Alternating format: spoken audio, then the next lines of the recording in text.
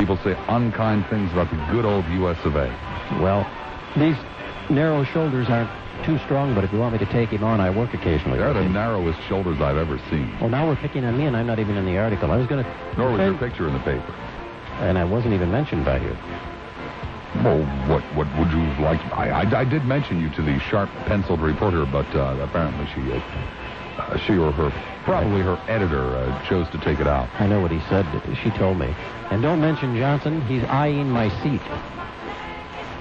How can she use that quote? Well, I didn't say eyeing my seat. Oh, no, he said he has my seat picked out. Something like that. No, it had something to do with... Oh, stop.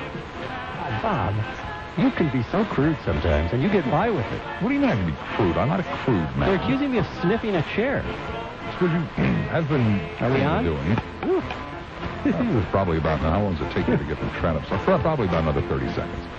I think he's in the bathroom, and what I do is turn off the lights and the monitor. An incredible amount of time in the bathroom. What does he do in there? Works on our contracts. You know, the last station I had, actually, there was a stall for the general manager and had a phone in it. And it literally said reserved. I saw him in there giggling, taking clauses out of my contract and flushing them. This one goes down to you know what? Well, if I'd known that, I'd spend more time in the bathroom. Thank you, Johnson, for the compliment about the picture. It was an excellent picture. It's magnificent. Well, of course, it's a picture of the magnificent Lassiter. What could it possibly be but magnificent? He looks pensive and angry. Sort of like a disgruntled... Well, that was the photograph that they snapped just as you were coming into the studio to do the news. It looks like a picture taken of a suspect at Rome Airport, if I ever saw one. Very suspicious. You get frisked. I bet you get body cavity searches every time you fly. I'll bet you're envious, too. Play the music. And now, here's more talk. My compadre. My traveling companion through life's radio journey. Bob Lassiter. What? So I'll bet you wish you were Bob Lassiter. Especially that body cavity search part. You got a pretty nice wife. And so do I. Welcome back, fun seekers. Tuesday, January the 9th, 1990. Lassiter with you at WLS. Talk Radio 890, Chicago's top station. A high voltage celebration of the mighty Chicago Tribune finally after 4.5 months publishing my picture right there on page 3 in the tempo section. So we have decided to celebrate with open phones this afternoon, even using the word blatantly, using the word open phones. And I'll give you the telephone number, 591-8900, 591-8900. Lincolnshire hotline here on WRS. Fine, thank you. Point I want to bring up, like, I guess this is not related, but you mentioned yesterday, I believe, there was a fellow called in to accuse you of the station's racism. I'm making sure I have the quote correct. No one tells me what... We will return to Bob Lassiter as soon as the reception improves. It's a little bit unlistenable, but it is a rarity that we do get Bob Lassiter at 5 o'clock Eastern Standard Time, and over there it's 4 o'clock. It's his second hour. We never get the monologue, which is a pity poo. You didn't? No, okay. I still don't. All right, just wanted to know what that was all about. I thought I would get, if there's anybody I could get an honest answer from, it would be you. Okay. Because DJs don't normally like to be honest about station policy on the air. The other question that I wanted to, or comment that I wanted to bring up when you were talking about the black situation as it occurs today, and tying it in with what you were talking about yesterday with Farrakhan. In my experience, I have a number of black friends, long-standing black friends. I live in a neighborhood that's truly integrated. It's white, black, Hispanic, and people of all races are moving in and moving out. It's not a changing neighborhood in that way. The one thing to notice about a large number, in my experience, of blacks that strikes me as a big problem is these blacks are usually college educated or at least partially college. They may be finishing it up. and they are usually the first ones in their family, or one of the first ones in their family, to have a college education. They tend to believe or think that, gee, as soon as I get out of college, I got my marketing degree, I know everything there is to know about marketing, and they run into a job and they start telling everybody how to do it. Yeah, they're just like white kids. Well, to a certain extent. I see your point there. But we have a number of them here where I work, and even if you sit down and say, hey, getting out of college, that's just the first step, you know. Yeah, but that's not what we're teaching young people of any particular race. First of all, we're teaching them that, well, when you go to college, I mean, you're being taught by somebody who can't do it. That's usually why he's teaching. That's true. Almost no matter what the subject matter may be. You know, obviously there are some professors who do it for the love of it, but most professors do it because it's basically all they can do and earn that kind of money and have that kind of job security and that much time off. So, did you go to college? Oh, yes. I'm still going, even though I got my undergrad, and I'm going back to school now at night school for a graduate degree, and I'm working. Okay, well, virtually any course that you took, you were handed a textbook and, in essence, told, if not in so many words, at least the inference was very clear. Between these covers in this book is everything you ever have to know about anything concerning the subject. I find that, well, at least in my field, computer science, and I won't mention the university, but it's a Chicago university, very big one. In computer science, there's a great difference between the academic and the real world. I can go in there and the professor can spout for an hour or so about this is the way things are. And I sit there and say, hey, wait a minute, I'm the MIS director of a large company, okay? It ain't like that, okay? Have you ever worked out there in the real world? Well, no, but this is what the journals say. Well, one of the problems with our schools, our colleges, is that...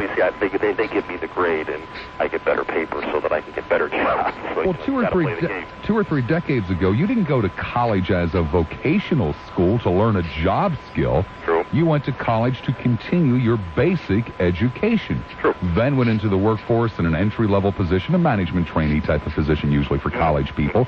And the company that you worked for taught you your job. Well, now our colleges are trade schools.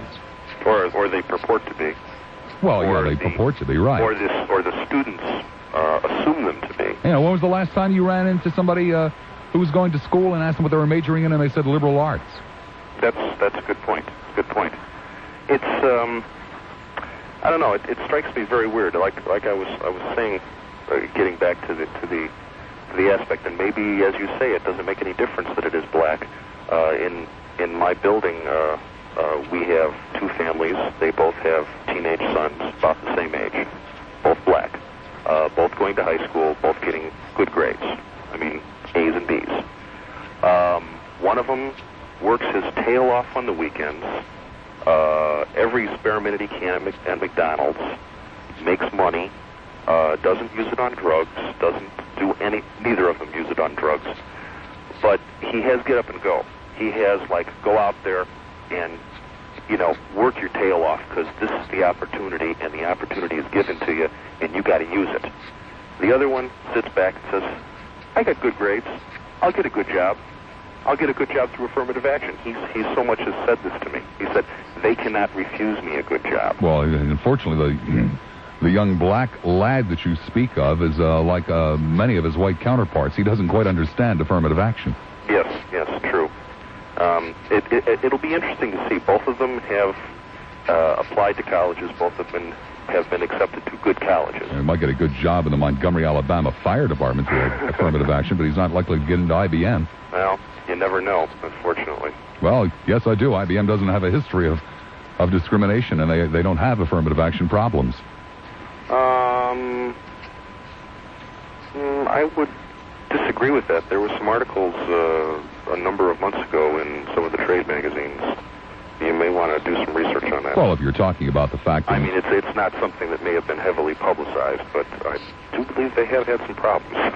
Well, if you're talking about the fact that most people at IBM are middle-aged white men, yes, but there is not a proven history of discrimination at that firm, as there is not a proven history of discrimination at the overwhelming majority of Fortune 500 firms in this country. They're very, very sensitive to their responsibilities in the community. Full-time professionals that do nothing but cover their butts. That's right. Yeah. Well, cover your butts, or that's one way of looking at it, or doing what's right is another way of looking at it. That's true. That's true. Or you can do what's right, or you can make it look like you're doing what's right. But your young paperwork is concerned. Your young black friend who sits back and says, I get good grades and I'm going to, get a good job through affirmative action isn't terribly different from the young white dude who sits home and says, I get good grades and my old man knows everybody. True. That's a good point. I guess the kids are stupid. The point that I was trying to bring up is that opportunity means only that, an opportunity. And what you do with that opportunity is totally up to you, regardless of your race. Hear, hear. And that's the way it should be. Thank you very much. Bye-bye. 591-8900, 591-8900. An open afternoon.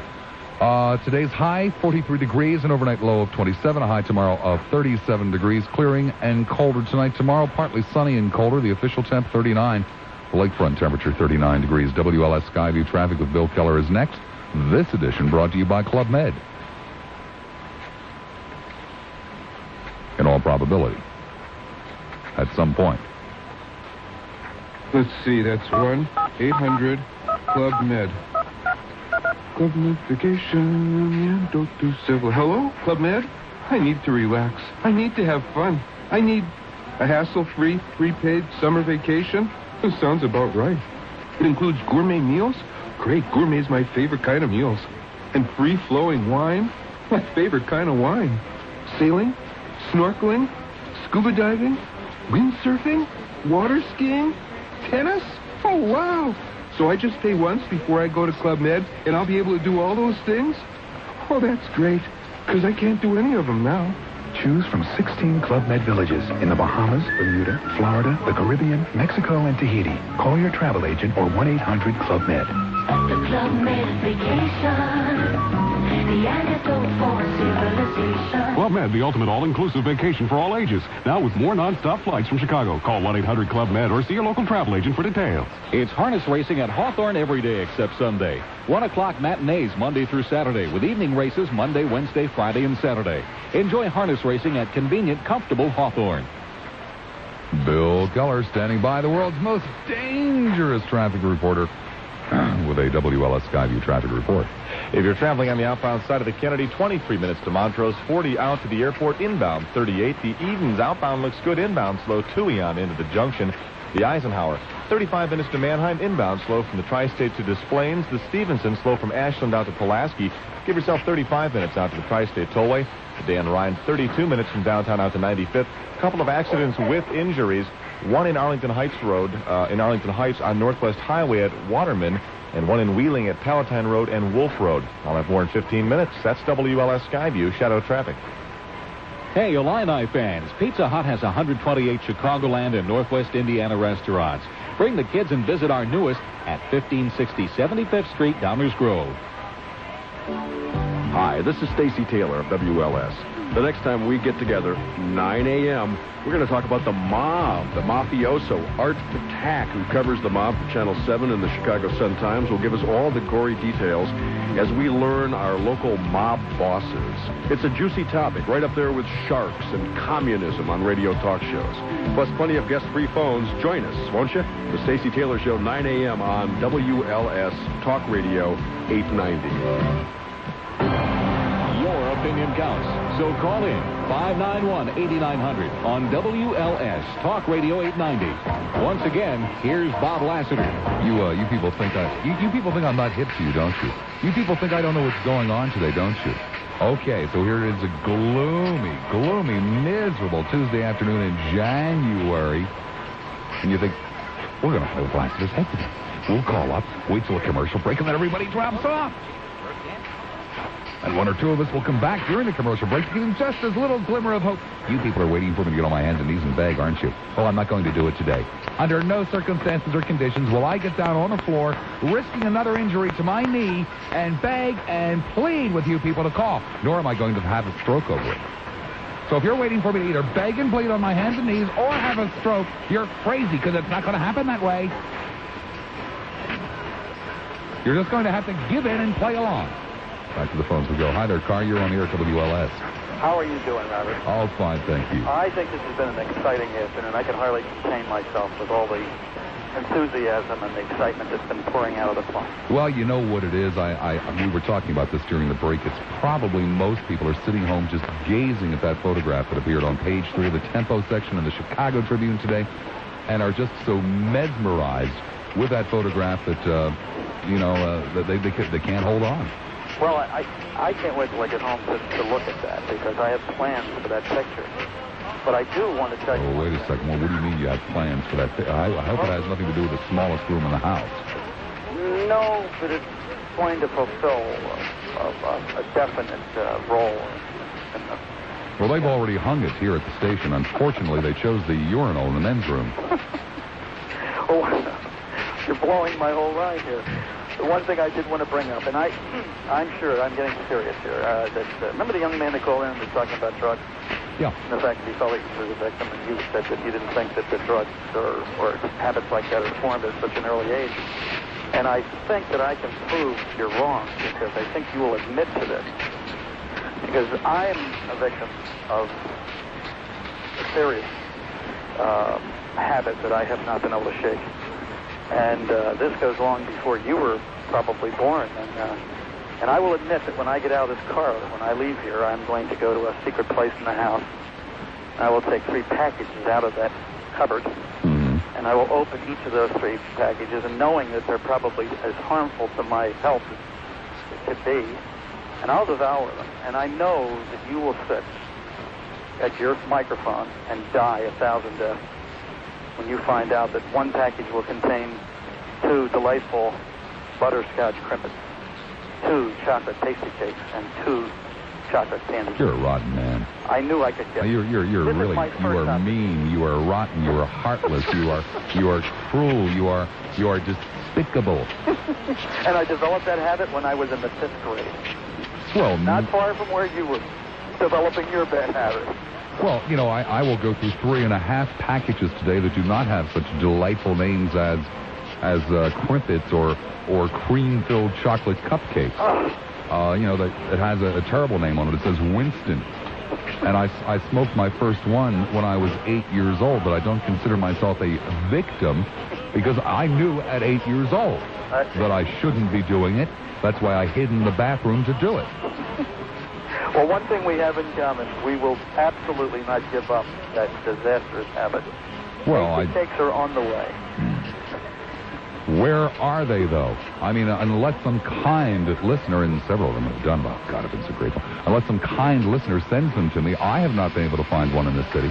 All right, my brother just sent them. It's my birthday coming up, and this has been going on for a good number of years. Well, sure, it's great if you have somebody that can send them to you, but my only hope is to get into the Lincoln and drive to Indiana. Land of the tractor heads. And as much as I love tasty cakes, I cannot see any reason to go to Indiana. Are they available in Indiana now? Yeah.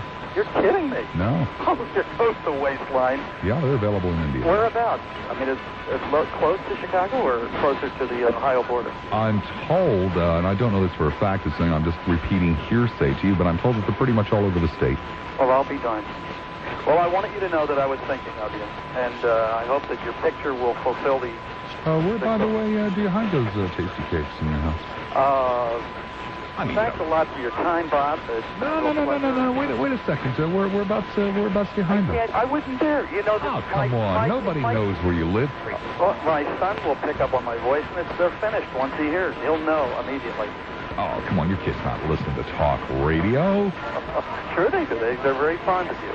They're very fond of the programs in general, but they're very fond of you. You've got a lot more trouble in life, fella, than an addiction to tasty cakes if your kids are listening to my show. If you're from Philadelphia, you got a very broad package to carry on your shoulders. I wish I had a broad package of tasty cakes to carry on my shoulders. Exactly. Thank you. You have a very good day. Take care. 591-8900, 591-8900. The only problem is that every time, well, no, I take that back. All but one time that I have been sent tasty cakes by delightful listeners. It has been a cold, snowy night, and I've had to walk home carrying them, freezing my little hands. I don't know why it works out that way, but I look at the weather forecast with great enthusiasm. waiting for another snowy, miserable, cold day, knowing in my heart that I'll get more tasty cakes sent to me. To a car phone again. Hi, car. You're on the air at WLS. Why did you like tasty cakes and not Drake's cakes? Because I have taste. Have you ever had Drake? Are you serious? Of course I've had Drake's cakes. They're absolutely horrible. It's like a gourmet meal. Oh, give me a break, sir. If you like eating brown gravel. Are you talking? You're talking pure sugar with tasty cakes. No, sir. I'm talking pure flour. I'm talking pure fine ingredients. With Drake cakes, you're talking pure chemicals. I'm talking devil dogs. Oh, yeah, devil dogs. Oh, what a tasty treat. Devil dogs. Good food. Oh, sure it's good food if you don't know any better. Oh, no, I've had both. No way can you compare both. Sir, you must have had a stale tasty cake, and I can well understand if you had a stale tasty cake. I had them in New York. I had them all over. Well, I'll bet you also like Chicago-style pizza. No, I don't. New York style is the only way to go. Well, that's true. There is some hope for you, but I don't understand why someone who has the good taste for New York-style pizza would prefer Drake's cake. Much better. Oh, come on. I go out and I bring back devil dogs, you name it. Yeah, devil dogs, compressed sawdust. That's good food, though. Oh, if you like eating sawdust, I guess it is. But you have to realize something. I grew up. It's my life. This is a pity poo. It's fading out, and they're just getting into the good stuff. Oh, my God. These calls have to be screened better, Paul. I can't have this on the show. What about spinach? Spinach? Are you serious? Spinach pie? About the only thing spinach is fit for is to decorate your aquarium. Okay, what about liver? Liver? Yeah. Liver and spinach and Drake's cake? Liver sandwich? Hey, Johnson, we've got a gourmet on the other line here. I'm going up. Unbelievable. How in the name of God were you able to get a job good enough to get a car phone with an appetite like that? I'm owning my own company. Well, I would suppose that's your only hope. I mean, I can just see it now. Here's the big job interview. Boss takes you out to lunch. No. I'll have some broccoli and liver, please. Yeah, I love it. Yeah, right. I also like filet mignon. I like lobster. You know, I like a lot of fish. Don't try to cover now. No, don't try to cover now, sir. Hey, let me tell you something. As God is my witness, my mother, when she made liver, so help me God, you can wear it for soles of shoes. That's the only way you can make liver. No, it's not. I finally found out if you saute it and you can cut it with a spoon, it's so good. Thank you ever so much for the call. Got to be screened better, Paul. It's what you get paid for. Johnson's next with the news. 7 Chicago. Now the reception comes in good. District. Still ahead. Daly and Thompson disagree. Unbelievable. 90 News. Now back to more talk. Here's Liver Breath himself, Bob Lassiter. What in the hell does that mean? You just talked about liver. You've probably tasted it. It's the body's filter. Well, I've talked about a lot of things, but, you never said, here's old minimum wage breath himself, Bob. Well, minimum wage doesn't stick on your breath. How about here's broccoli breath? I'm trying something different. I've picked on your persona. Why don't you try WGN if you'd like to try something different? They're very nice. Maybe it would be a more hospitable... Of course they're very nice. Would you still send me my paycheck? Is that a way of saying I wouldn't be here anymore? I think he's trying to fire me. Paul, you're the producer. What's happened to me? Am I out? He's shaking his head. Mr. Tradup, what do you... He turned his back. Drew Hayes, what about... You shut the door. Well, where the heck does that leave me?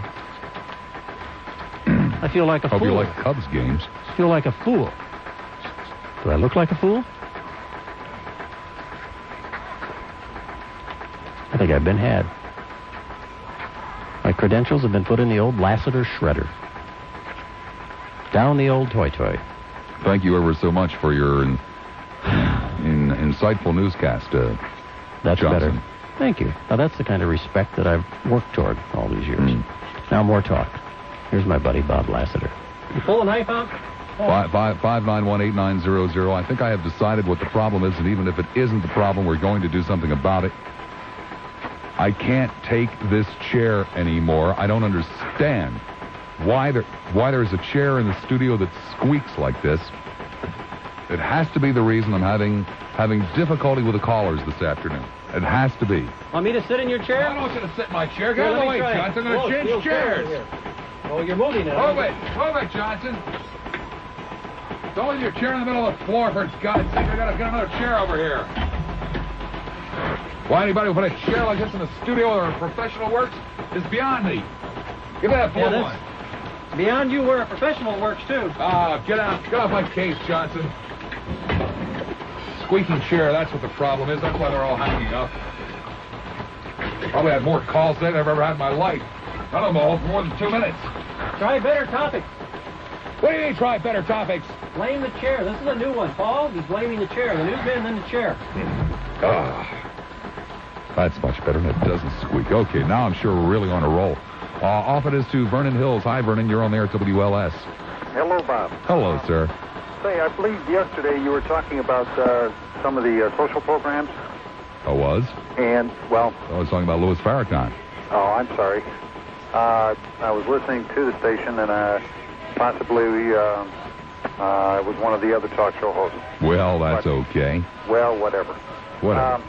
Forgive me if I sound a little nervous. This is a first-time caller.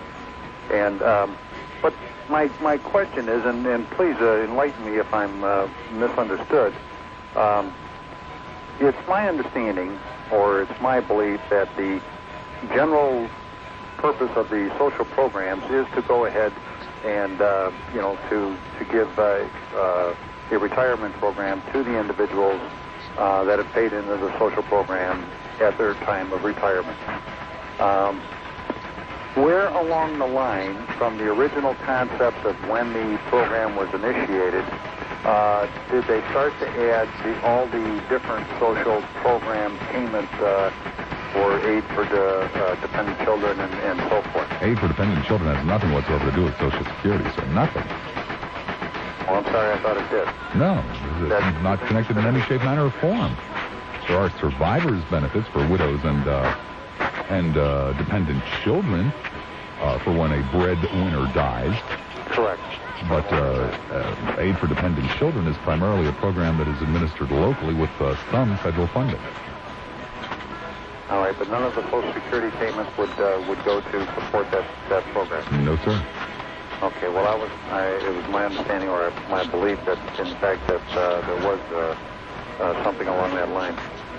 What I was primarily concerned with is that I was wondering, I'm a personal believer in the fact that, you take care of your own, starting all the way from you taking care of yourself and then taking care of your family, your immediate family, and then helping out your in-laws and relatives and so forth, and then helping out your neighbors and such, and then taking that same concept and employing it throughout, say, our entire government, where we help out our country and the people that are homeless, the people that are in need of education and so forth.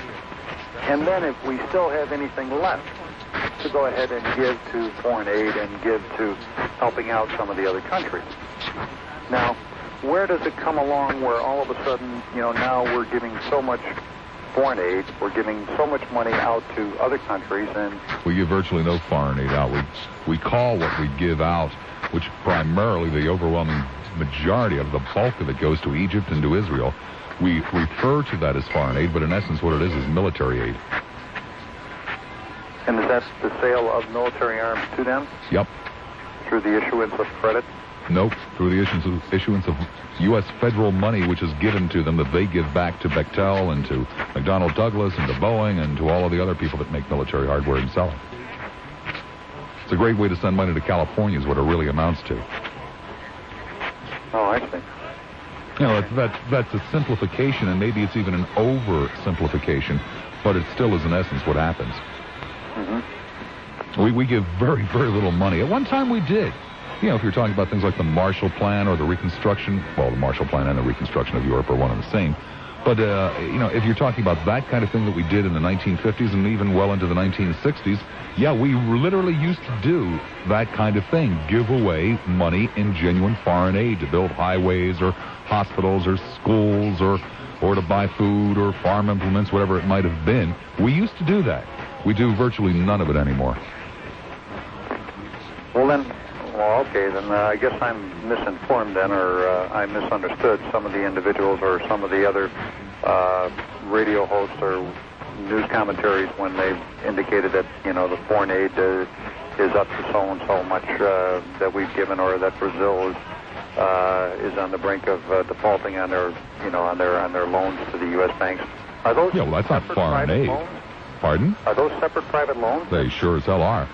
Some of them are guaranteed by the U.S. government, but the vast majority of them are not.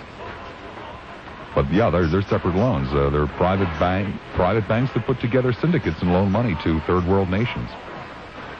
But because they've loaned out so much money, if those banks in fact were default, they'd pull down so many private consumers that the government in fact wouldn't let that happen. Well, the fact of the matter is that for all practical purposes, all the third world loans are in default, and special legislation and or special privileges have been given to the banks, because the banks would literally, if they had to handle those loans the same way they have to handle your loan, they'd have to write them off, and therefore the banking system is, for all practical purposes, in default, or put another way, bankrupt in this country.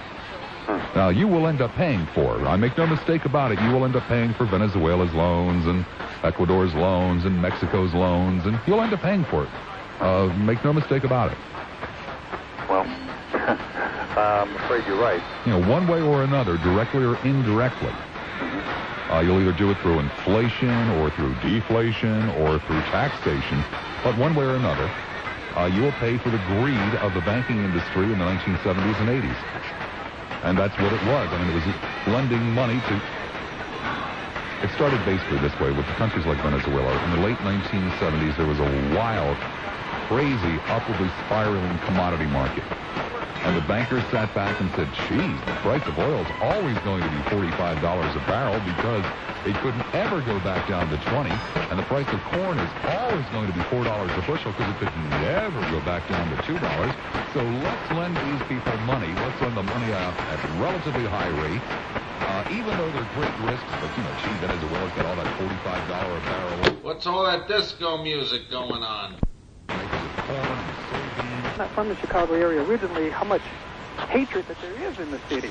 And it's kind of like everybody hates everybody up here. White folks hate white folks, black people hate black people, and everybody hates the Jews, it seems like. And I can't understand where all this is coming from. Perhaps the gentleman needs to understand and put himself in other people's position when they try to get into college and you're denied because you come from a subpar high school and your ACT score is not up to par, and you don't have the preparation to get into a major university. It seemed like he overlooked those type of factors in stating that, Auburn is really going out of their way to recruit minority students. Well, let's see if we can look at both sides of the coin here. Let's look at the average white folk out there that says things like, I don't understand why they lower standards. I don't understand why they bend over backwards to let people in who are not up to the same speed. I don't understand why we just don't let the best qualified people go to that university. And the truth of the matter is the argument makes a hell of a lot of sense. But then again, there's still the other side of the coin, and that is that there must be, you've got to start somewhere. There must be a tradition in the black community of education. There must be a tradition of better jobs, a tradition of advancement in order for the succeeding generations, those yet even born. There is a tradition. Well, no, there's got to be a better tradition. Okay, let's look at the picture from this perspective. There is a tradition, but if you take the top 10% from the inner city schools and put them up against the top 10% from the suburban schools, you're going to come up with a much lower basis group that has a lower ACT score, and the overall statistic for them is going to be much lower than the same top 10 for the suburban schools. Well, I know Why? That.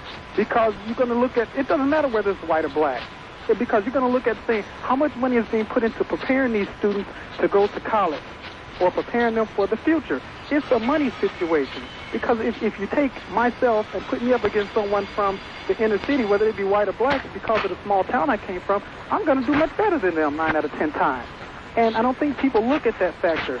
And then, well, my friend, you must understand that you're living in a time in this world where, especially in America, but it's not only here, nobody wants to pay for anything. Nobody wants to pay any dues. Nobody wants to pay any money. Nobody wants to pay any bills.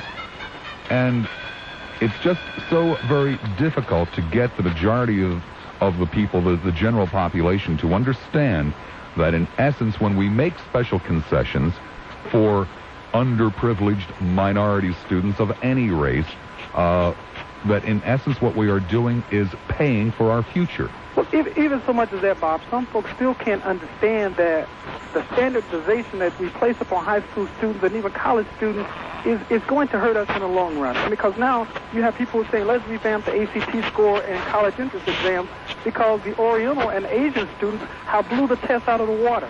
You know, they're coming up with perfect scores and they're coming up with 4.0 grade point averages, and the Caucasian or white students are not able to compete with them.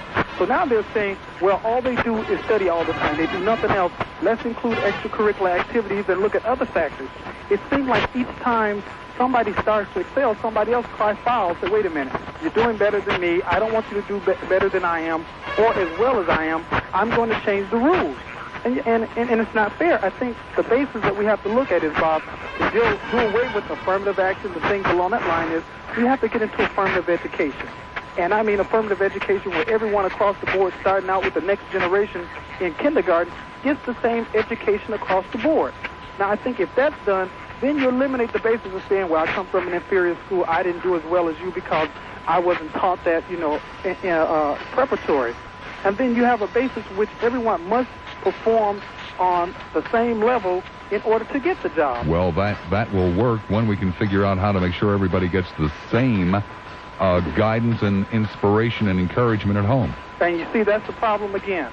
And then you run into, like you said also, some people are better off because I'm sure Donald Trump, if he had a kid, his kid is going to be much better than maybe per se your child or my child if I had one, simply because of what he can afford. And you get into money factors, and it's not so much as what people get at home, because I know people came from homes that had no money at all. But yet still the parents insisted that the children be kept clean, that the home be kept clean, and that the kids don't get into drugs or crime. And then you go to the suburbs, and you got this kid who's getting everything handed to him on a silver platter, and he can't help but get arrested. He goes and find the police officers and commit crimes in front of them. You know, I think there's something that a lot of us white folk tend to forget. I grew up in primarily white communities. As a matter of fact, the two towns that I basically grew up in, Woodland, New Jersey, and Collingswood, New Jersey, had 0 black people living in them. They were just absolutely, totally, 100% white. And when I went to school, we had thugs, we had bullies, we had troublemakers, and without exception that I can think of, and I'm sitting here rapidly going through my mind, and I'd never really thought of it this way before. Without exception that I can think of, those people came from homes, those kids came from homes that were usually run down, usually headed by people, parents who had very little education or very little love for education. And I think that all too often it's just too easy for us to assume that a group of people are, just aren't fit or just always troublemakers. It is an economic situation across the board. And it's something that can't be corrected overnight or even in one generation. It's going to take several generations, but we've got to start paying the price now. It's absolutely correct. And because I graduated from Illinois State, and it was hard because I went there and I paid my way through school along with my family and financial aid that I could receive. And I had white roommates, and it was kind of wild to see them get their student loans and go to Florida for the summer, whereas I had to take my student loan and it went directly to the university. So, you hear people say things about, oh, the blacks this or the African Americans this, and the black don't do this and the black don't do that. But there's some white folks also who utilizes their color or their benefits as available to them to their advantage. Well, there's proof right there that not all white folks are very smart. If they took their money and went to Florida for the summer, that's a crazy thing to do. They should have gone to Michigan. That's a fact. Thank you, my friend. 591-8900, an open afternoon. Clearing colder tonight, tomorrow partly sunny and cooler, an overnight low of 27, a high tomorrow of 37 degrees. The official temp 39, the lakefront temperature 39 degrees. WLS Skyview traffic with Bill Keller is next. This edition brought to you by Lincoln Tower Insurance. And Bob, we're starting to see some pretty much heavy traffic on northbound Lakeshore Drive. It's really... You guys like Inside Radio Dope? I mean, a really juicy inside story. I got a lot of people on hold. I'll get to you in a second. This has been amusing the hell out of me for a couple of weeks. There's something going on here at the station I thought about telling you about before, but I have not. I mean, this is really inside. Management will die when I tell this story, so I have to tell it quickly. When we started here back in August, they provided us all with Sennheiser headphones, which are very light, very good headphones. Not overly expensive. They're somewhere around $70 or $80 a set. But like most people who have been in radio for a long time, Mr. Don Wade and Mr. Stacy Taylor, the man with the rapier wit, have blasted their eardrums out as rock and roll disc jockeys in the early part of their lives, and they can't hear, so they have to crank up their headphones as loud as they go, and these Sennheisers they're just foam rubber. And so if you crank them up too loud, they bleed into the microphone. I'll give you an example. This is going to hurt my ears, but I'll give you an example. I'll turn up the headphone volume, and you'll hear what I mean. Okay? These people are so deaf that they didn't even know that they were doing this. So they came in the engineering department came in one day, and they took out the Sennheisers, and they bolted onto the board these AKG headphones, which I've never heard of AKG headphones. That doesn't mean anything. They may be a lot of...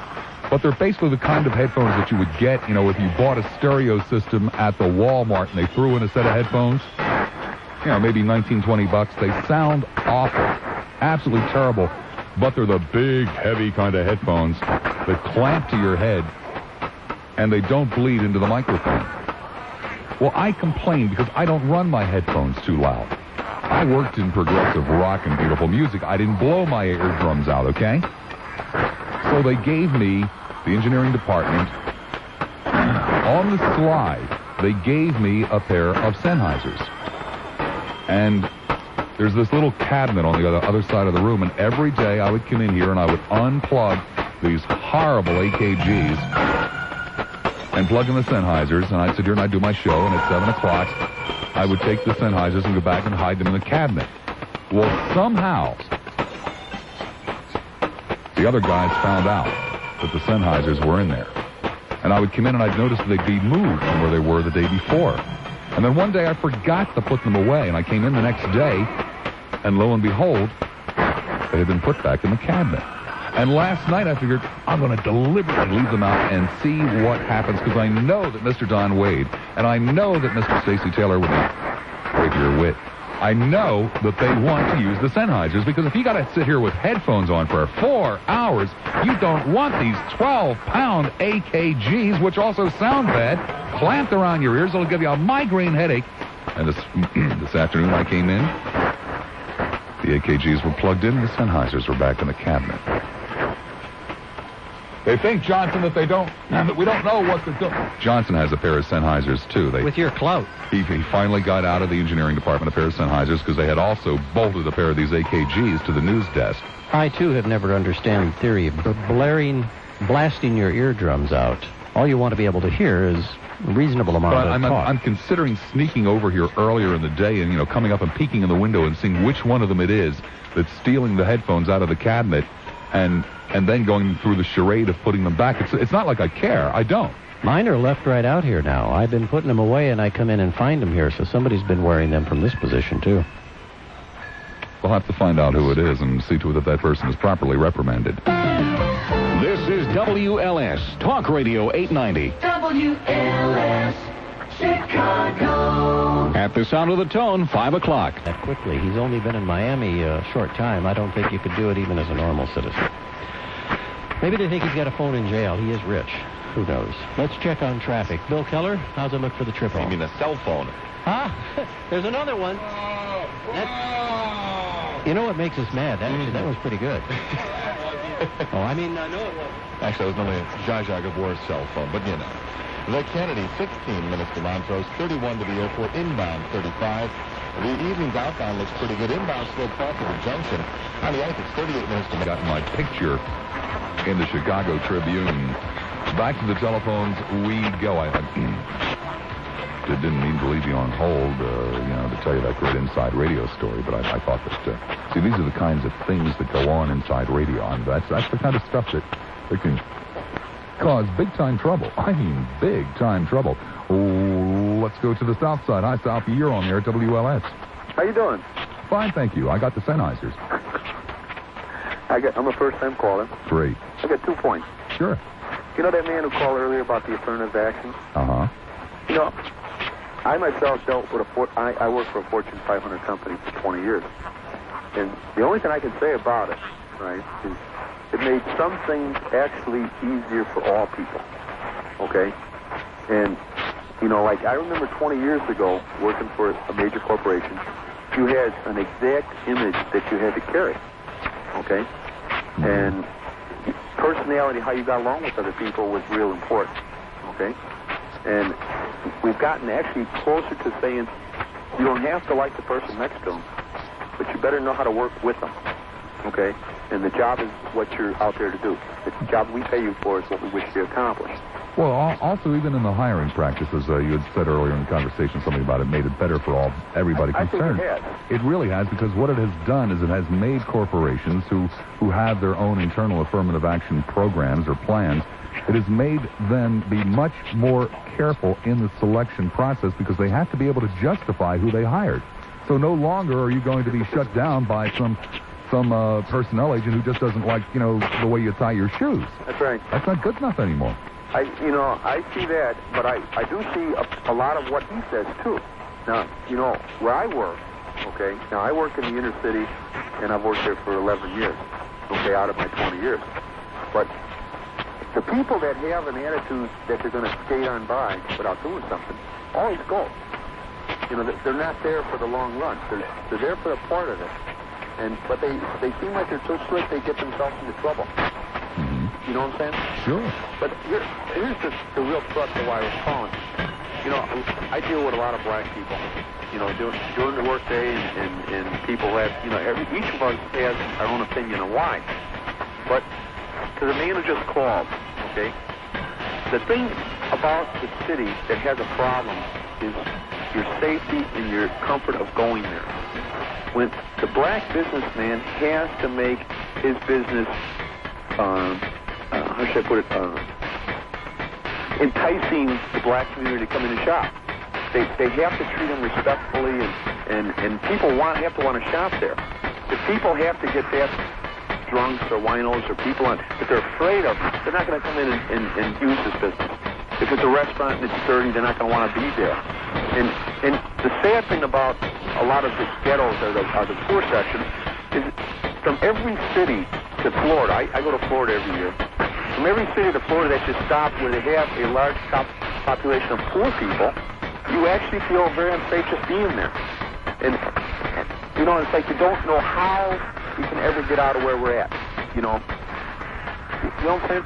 I think so. Dispersion is what's so important because there's so much problem, And they were saying that urban America is just as poor as the inner city America, but where the people are located, the crime isn't as high because the people aren't as condensed together, which forces them to react to each other. Yeah. So I myself, I go to the city, I drive around all day, and it's I don't, know. It seems like so many readers want the people there as a base of opportunity for themselves, where I think that if I felt my children were in jeopardy being there, I would pack up and move somewhere else. Basically, so. Thank you very much. Hey, I thank you for a chance to put my words out. Thank you. Be good. 591-8900, an open afternoon. Hammond, hi, you're on the air, WLS. Bob. Yeah. Tractor head? Yeah. Tractor? Well, what else would you call me? I mean, I drive a pickup truck. Well, everybody in Indiana has a tractor, don't they? Yeah, well, that's true. I do have a little John Deere in the back. And I own cats. I've got 5 cats. Well, you need something to catch the rats around the barn. All kidding aside, Bob, it's really a pleasure to talk to you and to listen to you. You remind me of a gentleman that was here in Chicago many years ago by the name of Lee Rogers. I don't know if you're familiar with him or not. No, I'm not. He had the unique ability, as do you, to get people to think. Incite is not quite the right word I want to use, but it's close enough. You've got unique ability to do that. Some of these people that call that you get on is great.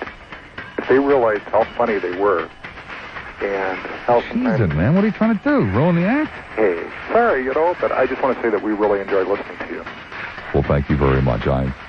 genuinely appreciate that. And one of these days, get your hip waders on and come on down to Indiana. Will do. I'll make a run in there for, tasty cakes. Okay, Bob. Take care. Thank you. 5918900 to the northwest side at B this time. Hi there, Northwest. You're on the air, WLS. Hi, I was calling about the conversation earlier about education and equality. Mm-hmm. And the one gentleman was saying how, it was really an economic situation and that it is. Donald Trump, his child is going to do better than anybody else's child because of the money. And I think that it is a factor, but I think that it's not the most important thing and that the goals and priorities and values of the parents really have a lot more to do with anything. Well, that's true, but they're more likely to have goals, values, and priorities if they're having a better time economically.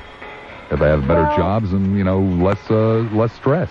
No, but I think you can be poor and still have integrity and dignity. I think Well, of course you can be poor and still have integrity and dignity, but you're more likely to have those values and priorities that you spoke of if you're not poor, if you're well-educated yourself. Well, I'm not sure. I mean, my family didn't have a lot of money, and my dad came to America from Yugoslavia, and he was put in first grade because he didn't even speak English. And, today he has a master's degree. So it's not just money. I think it is the values. I appreciate that, and I'll say for a third time, but the likelihood of you having those values increases as your education increases, and your income usually increases as your education increases. So it increases the likelihood. Yes, you can have tremendous values and be dirt poor, and you can have no values whatsoever and be very well educated and very well off. Exactly. But the odds are, and that's what we're playing here, a game of odds, the odds are that if you have parents who appreciate education because they have education themselves and they're going to pass that love of learning on to their children. Okay, then I think that the bottom line is the love of learning, not just like greed or material wealth. Well, the love of learning usually increases with learning. Right. But I don't know, it seemed like the focus was on money, and I'm a teacher, and I see that that's really not the key. Well, saying economics does not necessarily just mean money. It's talking about opportunity, economic well-being. Yeah, sure. It doesn't just mean money.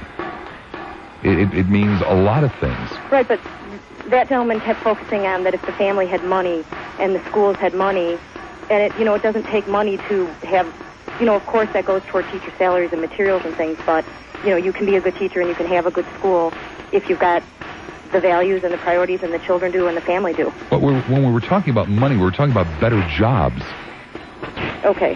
Which, also usually tend to go along with education. And one of the problems that we have in this country right now is that we have so many people who are so poorly educated that they can't get good jobs. Right, but we also have, I think, like teachers making, I teach in a Catholic school, I started making 4 years ago $11,000 a year.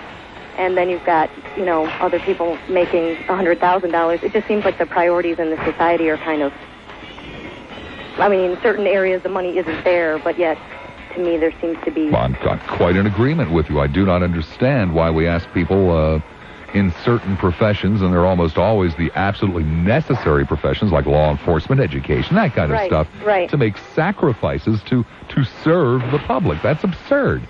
And why we are so stingy with funds for educating our children, which are not only our future but our pride and joy, supposedly. Right. But we economize. Exactly. Doesn't make any sense to me. Okay. Thank you very much. Thank you. 591-8900, 591-8900. This time it is to Des Plaines. Hi there, Dis. You're on the air at WLS. Hi, Bob. Hi. How are you doing? Fine, thank you. I just wanted to congratulate you on your wonderful little picture in the paper today. Fine picture. Wasn't it far, far better than old Pickle Puss? It's for sure with that scowl glued to his face. No. And the eyes. How could anyone see with such small little beady eyes? I'm telling you. Roma looks good, though. She looks wonderful. Oh, Roma's a lovely woman. Yeah. I wanted to tell you, though, you probably had 100 calls on this already, but you mentioned the fact last night that you didn't have a Bob Lassiter fan club here, and I think we should start one, I'm telling you.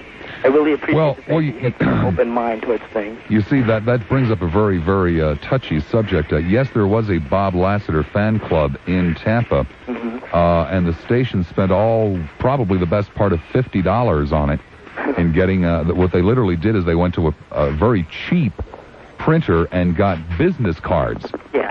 printed up that said the Bob Lassiter Fan Club on it. Right. And it took them over 4.5 months to do that. They would come on with a series of announcements. Be listening next week for details on how to join the Bob Lassiter Fan Club. And then the program would get fired, a program director would get fired, or the general manager or somebody, and next week nothing would happen. And it became an embarrassment, and it also became a joke. Oh. And we don't want that to happen. when they finally got the cards, it had been going on for so long, almost no one sent for them. Oh. And because I don't think they really believed us, and so we had ordered 500 cards, and we're stuck with something like 350 of them. Got to have somebody out here that's willing to back the whole thing. I took 10 of them. You sent some to your family, though? Yes, I still carry one in my wallet. Okay. As does my wife. Well, I just wanted to call and give my support to you, and thanks for everything. Thank you very much. You're welcome. 591-8900, 591-8900. Clearing colder tonight. Tomorrow, partly sunny and cooler than today. An overnight low of 27, a high tomorrow of 37. The official temp, 38 degrees. Yeah, I think that's a 38. Along the lakefront, give or take one, okay? It might be 39. I can't read my writing. Along the lakefront, 40 degrees. That I am reasonably sure of. WLS Skyview traffic with Bill Keller is next. This edition brought to you by Head Start. Bob, not too many changes on the expressways. The outbound Kennedy, just about 16 to Montrose, 31 out to the airport, all things considered. That's pretty good. Inbound, 37 from O'Hare to downtown. The outbound Eden's not bad. The inbound side slow from Lincoln on into the junction. The Ike, 38 minutes to Manheim. A little heavier than usual there. Inbound, slow Wolf to Des Plaines. The Stevenson, just up over a half an hour out to the Tri-State Tollway to Dan Ryan. 31 minutes from downtown out to 95th. The northbound drive, slow from North Avenue up to Belmont. The southbound side jam, Balbo to McFetrich. I'll have more in 15 minutes. That's WLS Skyview Shadow Traffic. Wow, are we really going to buy a computer? We're going to look at computers. I think we should look at the apples. I think Mom means IBM. Apples are friendlier. With it today, and I suppose there's a very distinct possibility that I'm not. But you must understand that tonight, as soon as I get off, I'm taking Muffy to the pump room along with a copy of the Chicago Tribune so I can show it to them and get a good table. You know, show them the picture and then get a good table. But there was something else today. Very briefly, I promise you, if you're on hold, I swear, please don't hang up. Very briefly, I have, the last couple of months, been overwhelmed with something, and that is what I thought to be the hopeless inaccuracy of weather forecasts in Chicago, except, of course, for our own weather forecasts here, which are deadly accurate. But when I go home at night, you see, I haven't settled in on any particular television station to watch, and so almost every night we watch a different 10 o'clock news. And I'll hear these weather forecasts that seem to have no bearing on reality. You know, things like raining cats and dogs, temperatures in the mid-below 20s. And, you know, it'll be sunshiny and 40. And finally this morning, after spending 3 hours with the picture in the Chicago. Did I mention that my picture was in the Chicago Tribune? I'm taking Muffy to the pump room tonight. I'll just show them that. See, I'm Bob Lassiter. I'm not the guy with the with the rapier wit, but I do look better than Pickle Puss. And in Feeder's column this morning, a gentleman with an incredible sense of humor. In Feeder's column this morning, there is an expose on Mr. Coleman of WMAQ Channel 5. And it appears as though, without realizing it, once every second or third day, I would get Mr. Coleman's forecast, which was always things like, you know, raining huskies and reindeer, temperatures 200 degrees below zero. And that kind of explains, perchance, if you haven't had an opportunity to, they suggest that Mr. Coleman's forecasts are somewhat sensationalist. 12,000 feet of snow by the time you wake up tomorrow morning. Be sure to tune in to Channel 5 for details later. Just thought I'd mention that. One line available. 591-8900. Off it is to a car phone. Hi there, Car. You're on the air at WLS. Yes, I just was, I was a part of your sense of the audience questionnaire last Friday, and I didn't get a chance to hear it to the end of it to see what your conclusion to all of it was. Well, my conclusion is, or was from the sense of the audience, that most of the gun owners were Democratic, did not attend church. What else was in there that surprised me? liked Gorbachev. Yeah, gave Gorbachev credit for the events in Eastern Europe, and basically owned American cars. Were the and were major big-time football fans. The non-gun owners tended to like baseball, were Republican, and did go to church. Strange, wasn't it? Yes, it was. We'll never do that again. Never do that again. Enjoyed it. I mean, primarily what it worked out to, much to my chagrin, is that the non-gun owners were a little fruity, and the gun owners were otherwise, in the fact that they own guns, relatively straight, substantial citizens. Okay. So, like I said, we'll never do that again. Okay. Take care. Bye. 591-8900. It's the only time I've ever done a show. It's the only time in my entire career I have ever considered, if I should do this again, having people I know call up and give the answers that I want. Offered is this time to, is that Anamosa? Anamosa, hi, you're on the air at WLS. Yeah, that's Anamosa. Okay. Yeah, it's named after an Indian princess. But, hey, I think that since it's your show, you ought to take the time to mention that your picture was in the Times. So I know you probably haven't gotten around to doing that enough times yet. In the Times? No, it was in the Tribune, sir. Tribune, that's what I meant. Right, page 3 of the Tempo Show section. about 15 minutes a day going home, so sometimes I get confused. It was a far, far better picture than Pickle Pussies, who got the front page of the Tempo. On the front page? Yes. Oh, well, that's even better. Little beady eyes. The man has a wrinkled chin. Last time I saw ears like that, it was on an Indian elephant. Well, I went and said something that really gripes me.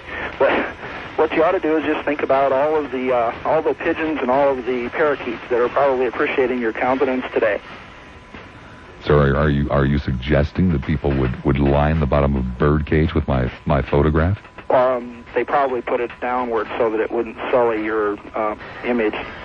Sir, I can't think of anything more absurd, more ridiculous than to think that people would take my photograph and line the bottom of a bird cage. Yeah, I think that we should have the legislature pass a law against that. I mean, sir, most of the people who would even consider doing a stunt like that are sitting in bird cages themselves. That's true. Where they belong. That's right. You know something that really bothers me, that the reason, that I called isn't, to make fun of anybody, but to kind of bring to light, something that, really bothers me, when I'm listening to a talk show, And that's people that say, and all the time, Mm-hmm. And I'm really amazed at how you can put up with that, because I notice that you don't do that, and most of your radio people and folks that are trained to speak properly don't do that. But sometimes it really bothers me when I listen to the radio and I hear that concept. There's a relatively simple explanation as to how I can put up with it. You're used to it. 43 cents, sir. 43 cents a call. 43 cents, whether it's good grammar or bad grammar, whether the caller makes sense or doesn't make sense, whether he agrees with me or disagrees with me, male or female. If I can at least get them to grunt, then I get the 43 cents. I was going to grunt, but then I decided not to. I thought it would be unseemly. I also had one other thing. I only get to listen to your show about 15 minutes a day driving home from work, but occasionally I'll drive You could consider getting a job further away from home. I thought of that, yeah. And I decided that due to the high cost of gasoline, which is almost doubled here in this area. Then just sit out in the driveway and listen to it. What's that? Then just sit in the driveway and listen to it. Oh, I never thought of that. I do have a radio in my bedroom, but I didn't think it'd be too good to have you in the bedroom, at the same time when I was there. I know many people, usually women, have come to the same conclusion. One of the great disappointments of my life. Yes, I had to watch out for that. Mm. But anyway, a couple of weeks ago, a guy called in. This was right after the United States invaded Panama, which, as my understanding, is that you didn't exactly agree with. I agree with the apprehension of Manuel Noriega. I didn't agree with the slaughter that was involved in it. I thought it could have been done in a better way. And I'm inclined to agree with you on that. And I agree with you on a lot of things that you say. And, of course, I disagree with a lot of things, too. But one particular caller, you really came down on him hard. And I think it was because he must have made some kind of personal remark or something, which I know you don't like. And you were really ranting and raving at him, pardon me using that expression, but about him...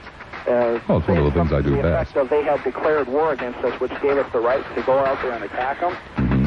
And I think it was something of the nature of you asked him the question, do they have the ability to wage war on us? Correct. Right? That's right. Remember that? Yes, I do. Okay. The only thing I have to say about that, and I'm sure you thought of this yourself, but didn't say it because you were creating the controversy, which is your job. But every nation in the world has the ability to wage war on us. All it takes is just $150 worth of chemical weapons and a light airplane. They can wipe out a complete whole city if they want to. I beg your pardon, the nation of Panama does not have the ability to perpetrate. Perpetrate? No, that's not the word I'm looking for. To penetrate. Thank you, Johnson. For once, you just earned your salary. To penetrate the airspace of this country. Oh, I don't agree with that. They may not have the ability to penetrate it and not get shot down after they did it. I mean, Panama, sir, is something like 700 or 800 miles away from the closest U.S. border. They would be seen coming from the moment they lifted off the ground. No, I'm afraid the radars can't pick them up when they fly low, and that doesn't mean they have to take off in Panama. Bob's got you on this one. He's an expert on penetration. Well, that must be Mr. Johnson. Yes, it is. That means it's time to listen to him. He gets very testy if we don't. Hey, leave him out of here. Complains to the boss. He wouldn't let me do my newscast. He couldn't tell people about women having their hair ripped out. Let's get back to this penetration issue. Well, we will, because we're going... You know a lot about that, Bob? Well, no, but I'm going to give you to somebody who does. That Catholic high school girl, number one. And thank you, I only heard part of it, but you invited me and Denise, apparently? No, I didn't. What a nice thing to do. No, I didn't. I was thinking Muffy, that's my wife. Dinner and drinks Muffy. on Millionaire Lassiter. I was walking around down on State Street today saying, I work with him, and holding up your picture. Oh, really? It was exciting. Oh, but you cruise State Street a lot, don't you? I was down there handing them out like those old men, toothless men that hand out leaflets. You want one of these? No, thanks. Yeah, you're a guy that goes down there. Aren't you the one who goes down there with a tambourine in the cup? I've tried just shakes the hell out of the tambourine until you annoy people so much they put money into it for you to stop. I have a family to provide for. You don't pay me as much. He gives me 2 cents out of the 43 cents a call. I get 2 lousy cents. Don't I have more sense coming than that? Don't I have more sense? I choose not to pursue that line of thought. All right. Where were we? Clearing colder tonight. Well, we killed enough time for, commercial insertion. Partly cloudy, sunny. Don't use that word. We've been told not to use certain words on the show. No, that's penetration. Insertion, penetration, pendulous, massive, and throbbing. What are those the 4 words we can't use? Okay. Tonight's low... And cheap. 27. Tomorrow's high 37. Right now it's 38 degrees. Along the lake it's 40.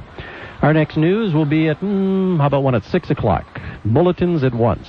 I'm Jim Johnson. WLS, Talk Radio 890 News. Now back to more talk.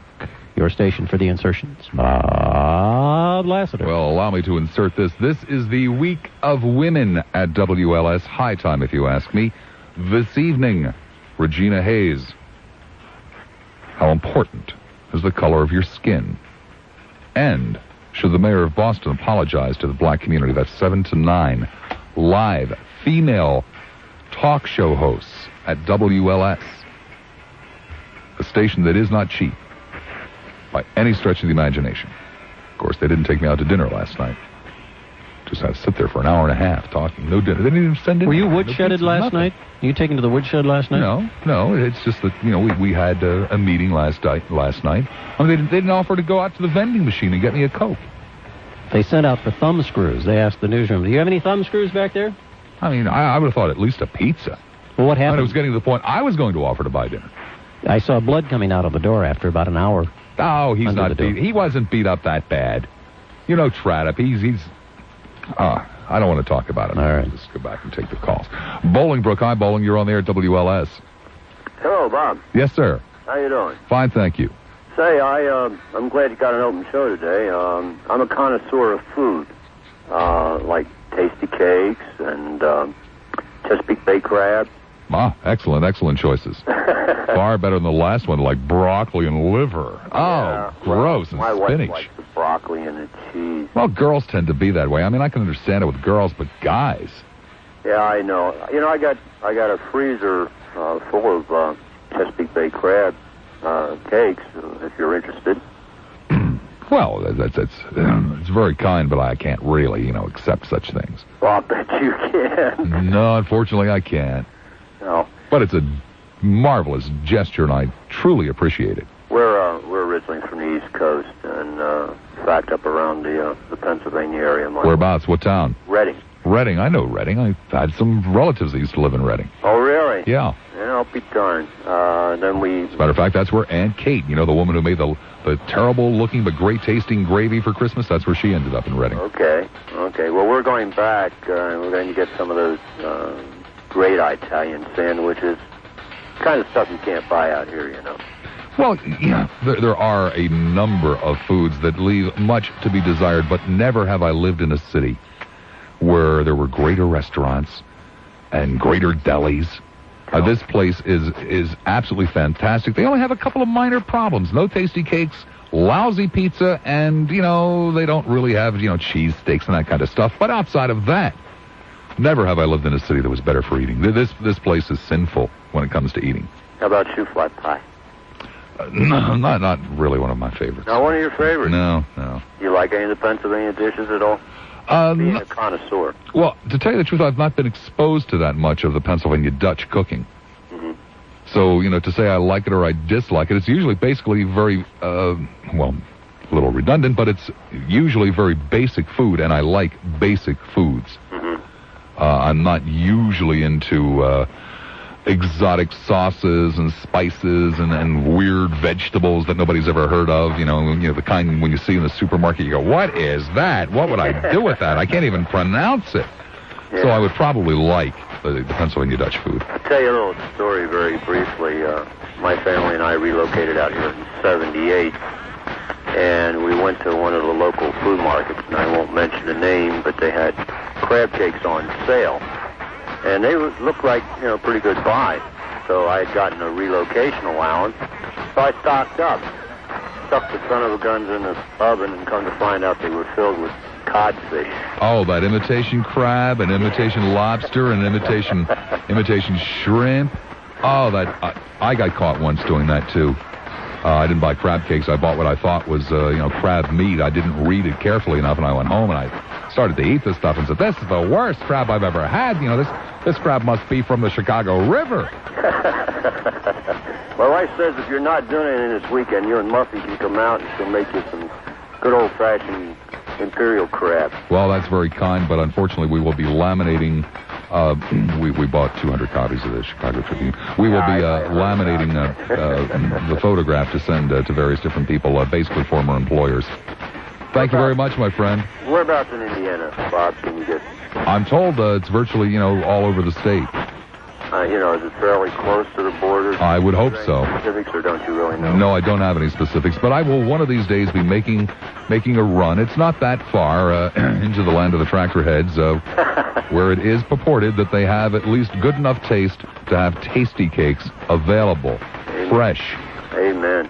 And I will let you and everyone else know, because it is my one and only desire as a talk show host at WLS in the city of Chicago is to bring to this city tasty cakes so that they are readily available to everyone. Bob, I tried it. Believe it or not, I tried it with some of the local vending companies that, service commercial accounts. Well, there is one vending company that does do it, but unfortunately I don't know where any of their machines are. And I tried. In fact, I tried to use that as an enticement to get them to put their services in my company, but it didn't fly. Well, give me time. I'll do it, I promise you. Thank you, my friend. Off to the south side we go. Hi there, South, here on the air at WLS. Yeah, Bob, I'd like to bring up a couple of points about the CTA closing thing. Uh-huh. One of which being, what about that $30 million they supposed to have in there somewhere that they all of a sudden can't find? Well, wait a second. You sound to me like one of these people that can't quite grasp that it makes perfect sense to eliminate service from people who need it the most and to increase the fares against the people who can afford it least. That doesn't make sense to you? No, that don't make sense to me. And then there's another one. What about that new L station that they're building from downtown to Midway? They haven't mentioned any of that in the news. Well, that doesn't make sense to you either? That doesn't make sense to me. Well, sir, that's so that people who can well afford cabs, limousines, and airport taxis can go to the airport for $1. Now, what makes more sense? There's somebody going, from a large corporation in downtown Chicago to the airport, to Midway Airport, for $1 than somebody who earns, $3.50 an hour getting to work. Yeah, which makes more sense to you? The latter. I can see you'll never get on the CTA board. That's right. I hope I don't. Boy, thinking like that, my God, the next thing you know, there'll be affordable, decent transportation available to people that need it. I hope so. Did you hear my little dream in the early part of the show? No, I didn't. What was your dream? Well, I dreamt that one of the commissioners was sitting inside of the CTA headquarters, and that there were thousands upon thousands of angry people outside surrounding the base of the building, and one of his aides went and told him that all these mean, angry people were out there, and he said, well, what's their problem? And the aide said, well, they're protesting the cut in service and the increase in fares. And he said, they don't like it? And the aide said, no, sir, they don't. He said, let them take cabs. Who are not going to try to raise their fares also. Let them take the CTA. Yeah, right. Just going to go up also $1.50 probably. Well, sir, I can well see why, you're without any power, without any influence in the community, because you just don't think the way you're supposed to think in order to get a good job at the CTA board. And I'm so happy. Well, you will be until they take away your train station. That's true. Thanks anyway, Bob. Thank you. All right. 591-8900, 591-8900, an open afternoon. Saybrook, hi there. Say, you're on the air, WLS. Hi, Bob. Hi. Listen, I usually agree with you, and I usually think you have good ideas. But today you said something that made me really angry. Well, what's that? I heard the expression, and it's an old cliche, those who can do and those who can't teach. And I couldn't believe those words came out of your mouth. Well, I was talking in particular about university-level people who teach what amount to vocational courses. I was not necessarily referring to, the fifth-grade teacher. I was talking to the guys, who teach broadcast journalism, who have never held a broadcast job in their lives, or the ones who teach, business management, who have never managed anyone in their lives. That's what I was referring to. Okay, because, we in education are trying so desperately to end that stereotype and that idea, and the only way we can do that is to stop cliches like that. And while I might see your point at the university level, the problem is it seems like anymore, when you say education, people can't delineate from the fifth-grade teacher or the high school teacher or the university professor. And it concerns me, and I thought, I couldn't believe Bob said that. How terrible. So I waited and waited on the phone to just talk to you about it and to see, what you really had meant. Well, if that's what I had meant, you would be absolutely right to chastise me, because I'm the guy that thinks we ought to basically switch. If we can afford $80,000, $90,000 for a well-qualified, interesting, charismatic person to lecture people who are in their mid-20s and are already beyond learning, why can't we do that to lecture kids who are in the fourth grade, who are ready to learn? That's right. I'm a high school teacher, and hopefully I am a growing and learning teacher. I hope I consider myself I don't want to say a good teacher, but one that's getting better every day, one that tries harder, one who looks forward to tomorrow and like my kids and like the things I do. But, to say, that those of us in education have opted out, have all, the 3-month summer vacation, the twice a year spring break. Well, that's all nonsense and bull and hardly worth getting involved in. But let's be honest with each other. Most students, most parents, and most teachers that I know of readily admit to the fact that many of their colleagues, the teachers, many of their colleagues just really aren't good teachers. And by not paying the right money, and even more importantly than that, probably, by not giving enough respect to the profession, we drive away some of the most qualified people. Exactly. I graduated from a small liberal arts university, and in my area, there were 40 people who graduated with a degree in the area that I teach. Out of those 40, 30 have just recently graduated from medical school, dental school, or veterinary school. And one of their comments was to me, "You've got to be kidding. You're teaching." And, that hurts me. That hurts my profession that I have chosen. And I think the money I could probably get by without if it weren't for the respect factor. And that hurts more than anything else. Well, if there's one profession in which we need creative people, not just competent people, not just people that know that 2 and 2 are 4, or that, Springfield is the capital of Illinois. It is, isn't it? Yes. Of course. Although some of us downstaters sometimes feel that Chicago ought to be renamed the way everybody works up there, but that's another story. But we also need creative people, and creative people want to be paid. And, why not? We're crazy. We're just crazy. I don't think people realize that in education, you have to be a marketing director, you have to be a morale booster, you have to be a secretary, a paper shuffler, everything that is a separate profession you have to integrate in the teaching profession. You also have to be a good actor, too. Amen. And sometimes a comedian and that helps. And a poet and all those things. Yes, and to say that teaching isn't a profession that demands respect, then, you're saying that, the person is so multi-talented and tries to be creative, they don't earn that respect, and that's difficult. And it's wrong. Thank you. Well, thank you. Bye-bye. Be good. 591-89002 lines available. Clearing. Colder tonight. John Coleman probably said it'll go down to, minus 50, but it won't really. It'll only go down to about 27. Tomorrow, partly sunny and cooler. Tomorrow's high, 37 degrees. The official temp, 38 or 39. I still can't read my handwriting. Along the lakefront, 40 degrees. WLS Skyview traffic with Bill Keller is next. Outside of the Kennedy Expressway now, 21 minutes to Montrose. Give yourself 35. The picture looked a hell of a lot better than Pickle Puss's picture, and they go and run this. People constantly humiliate me here. I do not understand why this is the case. To a car phone we go. Hi, you're on the air at WLS. Yeah, Bob? Yes, sir. How you doing? Fine, thank you. Did you ever get those tasty cakes I sent to you? Well, I don't know. I've received 3 batches. Which batch was yours? The vanilla creamies. The vanilla creamies, which would have been the last batch I received about 3.5 weeks ago? Right, yeah. Yes, indeed. Okay. I used to live in Philadelphia, so I miss the tasty cakes too, I don't understand what's the matter with the city, why they hide from tasty cakes. You and I are not the first guys that have come here from the Philadelphia area. We're not the first ones who have tried to tell them. I don't understand. Tasty cakes and, cheesesteaks. Oh, did you hear that poor, sad, pathetic man who was trying to tell me, the Devil Dogs and Drake's cakes were superior? No comparison.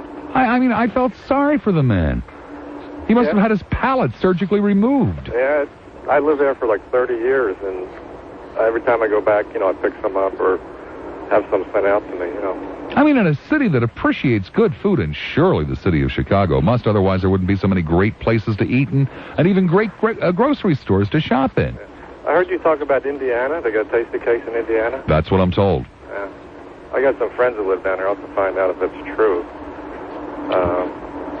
I just enjoy your show, and I wanted to give you a quick call, see if you got them or not. I certainly did, and I appreciate it very much. I did thank you on the air, but maybe you weren't listening that day. Okay. Thank you, my friend. Take it easy. Actually, a double thank you. One for the 43 cents, one for the tasty cakes. 591-8900 to Farmville, Indiana. Hi there, Farm. You're on the air at WLS. Hey, hello there. How you doing, Bob? Doing fine, thank you. I just want to incorporate education, blacks, money, politics, alcohol, drugs, racism, violence, and homosexuality all into a little bitty conversation. Okay. Basically, I'm calling you from inside the walls of a prison. I used to get a lot of calls from jails in Florida. This is the first one, to the best of my knowledge, in Chicago. Well, I'm not in a prison in Chicago. I'm in the overcrowded system of Indiana. Mm-hmm. And I suppose I can be considered a bureaucrat since I push papers here and there. But, Oh, I see. You're not a client.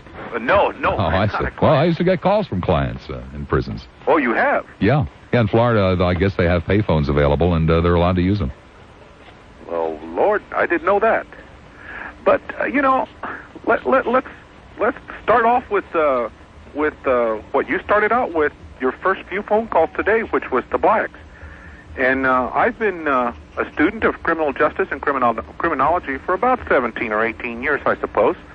And I can't help but think of that blacks are overrepresented in the prison system, and I'm not sure why.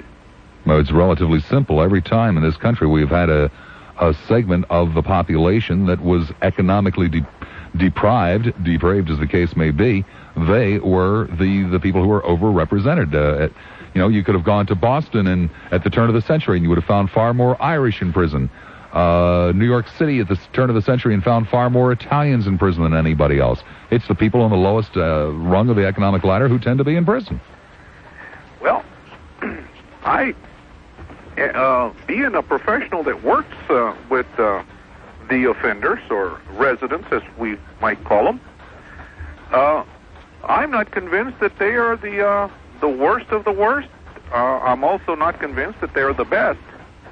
But I really have to say that I see no difference. The only difference that I really see is in the education part and in the money. And the education is that blacks, for some reason, tend to not want to participate in the educational pursuits available, and I, for one, applaud them for that. Oh, really? Oh, yes. Oh, why would we want to give somebody educational opportunities and alcohol treatment and narcotics treatment and not address the main issue, which is criminality? We sober them up and educate them and then let them out in the streets, then we end up with a sober criminal, educated to boot. That doesn't seem to make sense to me. If anything, we should keep them dumb and ignorant. Uh-huh. Well, what do you think that would accomplish? Oh, then the police could catch them easier. Because, see, 80% of them must like it so much because they return. That's called recidivism. Yes, that is called recidivism. That's correct, yeah. So I think if you don't give them any training and you don't address their alcohol problem, then it obviously would make things so much simpler for everybody. Mm-hmm. But, of course, I'm being sarcastic because that really isn't the answer. Well, what is? The answer is, I don't know. If I knew it, I wouldn't be working in a prison. Well, the answer is, in essence, what the answer has always been. Overcrowding? Oh, we are? No, I'm talking about outside. When people tend to, like we do things in our major cities, and Chicago is notorious for it, building these high-rises and shoving all kinds of poor, unemployed, ill-educated, watch it now, you're people, going to criticize US of A. People into these buildings. We stack them up one on another, making living conditions intolerable. Creating violence, creating crime. We also go out of our way in this country to keep people ill-educated. I know we pretend otherwise, and we go out of our way in this country frequently to keep people from getting decent jobs and so forth and so on. Are there people who love to rob jewelry stores and banks and would do it no matter what? Yes, there are, but the fact of the matter is most of us would prefer to have a decent job. Are you perhaps suggesting that our government perhaps has failed and has been experimenting with these classes of people in housing them and moving them around? Our government? Well, if you insist upon calling it the government, I'd rather call it what it really is, us. Because the government only does what we want them to do. The government's nothing more than a direct reflection of the people. And how can we possibly put up with it? Beats me. It's ripping us apart. Well, I have to just tell you what the main consensus of the prison population is right now. And as any prisoner will tell you, is lock me up, treat me like a dog, and give me nothing.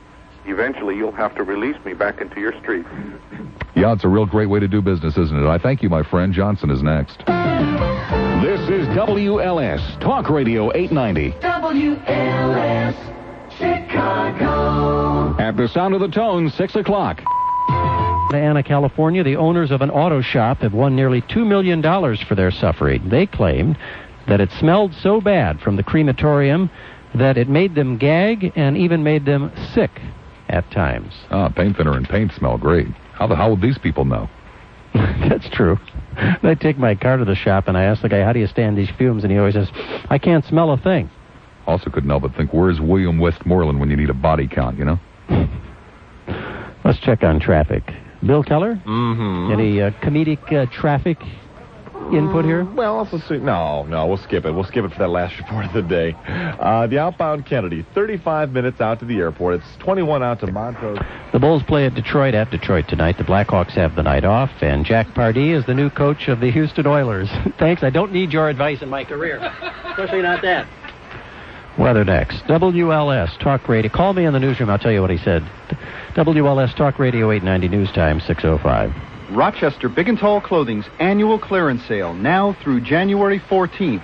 Save 25 to 40% in every department. Suits, sport coats, slacks, shirts, sweaters, outerwear, shoes, and accessories. Rochester Big and Tall offering the hard-to-fit man quality and fashion at savings from 25 to 40%.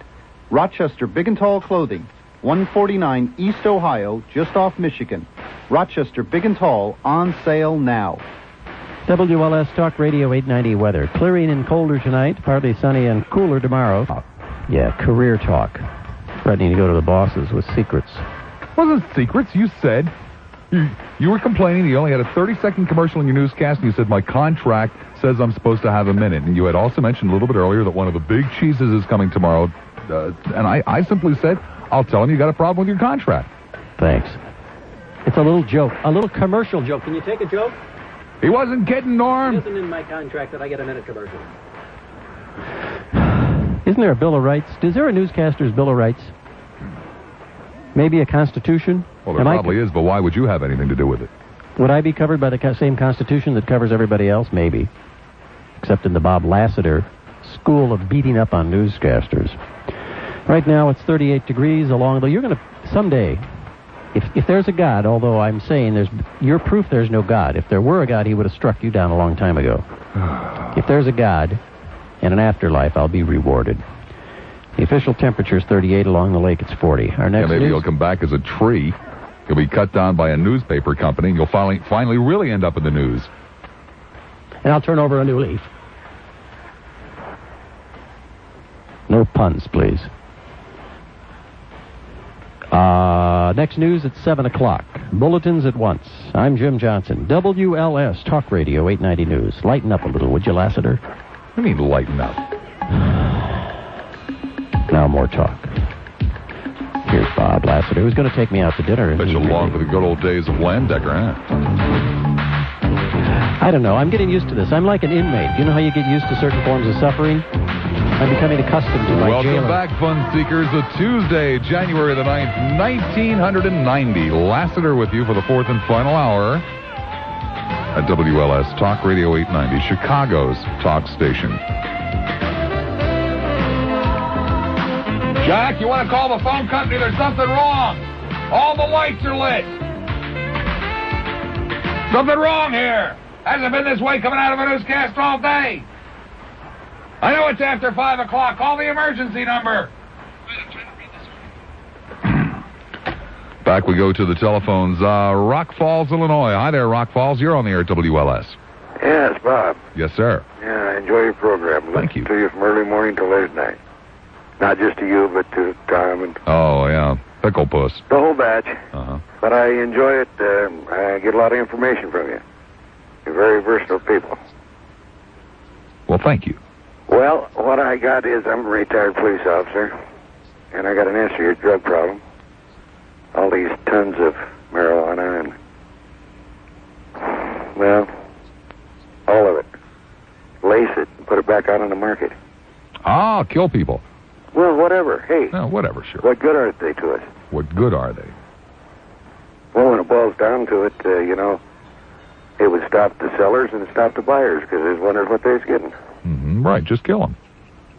Or make them deathly ill or something like that. Yeah, well, enough to make them good and sick. Mm-hmm. Is there anything wrong with that? Well, what do you think? Well, I think that's probably the closest thing that we've got to an answer. Oh. You don't believe that? No, I'm not normally in favor of well, I'm not. let's say it should, let's say it should get into the hands of maybe a 12 or a 13-year-old for the first time, who's experimenting. Keel's over. No, I wouldn't necessarily be in favor of that. What's the answer to it then? What's the answer to? And besides, there's something else that you probably hadn't thought of if you were to do something like that. And people who are in the industry, the sellers who would probably be very distraught, might start doing things like stopping people on the street and making them take some drugs. But yeah, you probably hadn't thought about that. No, I didn't think about that. No, I didn't think so. Off it is this time to Lake in the Hills. Hi there, Lake. You're on the air at WLS. Hi, Bob. First, Hi. I'd like to congratulate you for having your picture in the paper. Yes, at long last, time. 4.5 months. It's about time. It's a really good show. Really, the reason I'm calling, though, a couple reasons. One is to get an answer to a question. I profess my ignorance. I've heard you talk so much about tasty cakes, and yet to this day, I still am not fully sure what they are. They are the absolute best commercial bakery product made in the country. Okay. They're based out of Philadelphia, although they are available in New York and Maryland and Florida and a couple of other states, apparently Indiana. And even to a degree in Chicago, there is a vending company whose name escapes me for the moment that does have some machines around the city with Tasty Cake products in them, but there just aren't that many. It's just a variety of cupcakes and angel food cake and pies and... Also, it's more than just one product. It's Oh, yeah, they probably have. I wouldn't be surprised if they had a couple... 15 years old that has explosives and $3,000 cash and wants to go to Washington, D.C. with marked maps. Hey, welcome to the 1990s. I mean, it sounds to me like this kid had an agenda in mind. Oh, that's indeed what it sounds like. But like I said, welcome to the 1990s. Yeah, that's true. Have they basically, now that the child has been stopped, dropped the case, or are they still looking into why he had explosives, where he got them, and all that stuff, or do they care at all? Well, I'm sure they care very, very much. While I do not have any personal knowledge, I would assume, and I believe correctly so, that it's just the beginning. Obviously, they're going to want to know precisely how he got his hands on such things and who he got them from and so forth and so on. Definitely. Have they had any inkling as to, they just mentioned marked maps. Did they say in which way they were marked, as into locations, directions, targets? Not that I've heard, but the implication is obvious, but that's all it is an implication, not that I've heard. Okay, it just seemed that that nobody was really taking it any further than he was running away from home. In the newscast, I listened to your show, I'd say from like 4 o'clock till I get home. And in all the newscasts I heard, there was no mention beyond, yes, he's running away from home. Well, one of the problems, especially in radio, is that you have a very limited amount of time to get as much of the important news out as humanly possible. And obviously, details are not always possible. Yeah. Okay, well, I do appreciate the information, and like I said, you got a great show, and I tend to keep listening. Thank you very much. Take care. 591-8900, 591-8900, a very special edition of the magnificent Lassiter Show today in celebration of the Chicago Tribune, one of the nation's finest newspapers. I mean, there are people who take cheap shots at that newspaper that I don't understand. There are people in this market who have literally said the thing is not fit to wrap fish in. But nonetheless, one of the nation's finest newspapers, the Chicago Tribune, today finally got around to publishing my picture on page 3 of the Tempo section. And we're celebrating that by doing an open program. Celebrating by doing an open program is kind of like getting a hangover before you get drunk. Off it is this time to Burbank. Hi, Burr. You're on the air at WLS. You'd have to do talk radio to understand what that means. Hey, Bob. Yes, sir. I was wondering how you felt about us using our military to blockade Colombia in the open waters to make some arrests. Make some arrests. That's how what I they're feel going to about go it. for. I mean, I think it's kind of fishing for a needle in a haystack out there, but... Well, we just don't seem to be able to get it through our little thick heads in this country that these short-term solutions are not the solution. And that you can block the drugs from Colombia, but then they're going to come from someplace else. And then you can block the drugs there, and they're going to come from Colombia again. There is one answer, and one answer alone to the drug problem, and that is to find out why people take drugs and get them to stop doing it. And until and unless you do that, it is a hopeless situation. I agree totally. You have to stop the drugs coming in from the country at the country. I mean, you can't... No, you have to stop people from taking Why go them. after Colombia? I mean, why... You've got to stop people from wanting to take drugs. That's how you dry up the drug trade, not by taking out cartels or taking out a pusher here, a pusher there, a general here, a general there. That's a Band-Aid. Yeah, but we're affecting, by our country needing the drugs that we need, we're affecting other countries, case in point, Panama. Huh.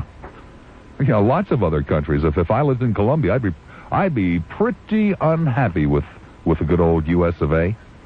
I'd be real unhappy. Yeah, but if you lived in Colombia, you'd probably be making your money off the good old U.S. of A. I doubt it very much. Well, that would be growing up in a totally different country. And I'd also be living in a country where anarchy is on the verge of happening because of the drug industry, which anarchy. The drug people are in charge right now. I guess for all practical purposes they are, aren't they? They are, and they will continue to be until we can stop them. You're not going to stop the want for drugs before you can stop.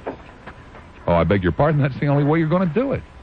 Let us say that tonight you stopped every gram of cocaine from coming into this country. Right.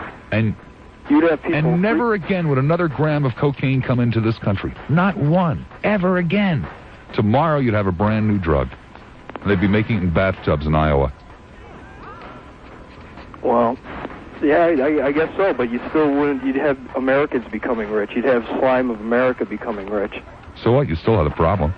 Yeah, but you have... The problem isn't that people are getting rich. Control of it. You have more jurisdiction. You still have drug addiction.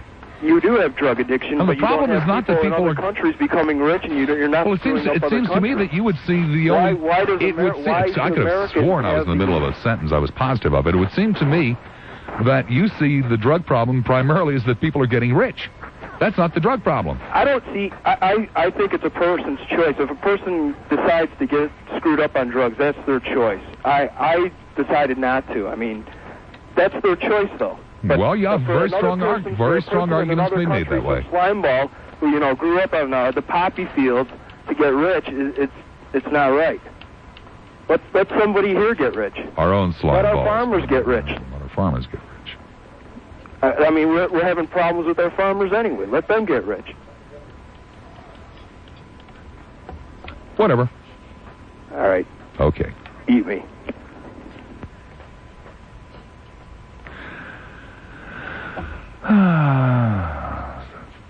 You see what I meant by getting the hangover before you get the high is that normally in real life, you people live in real life. I live in talk radio.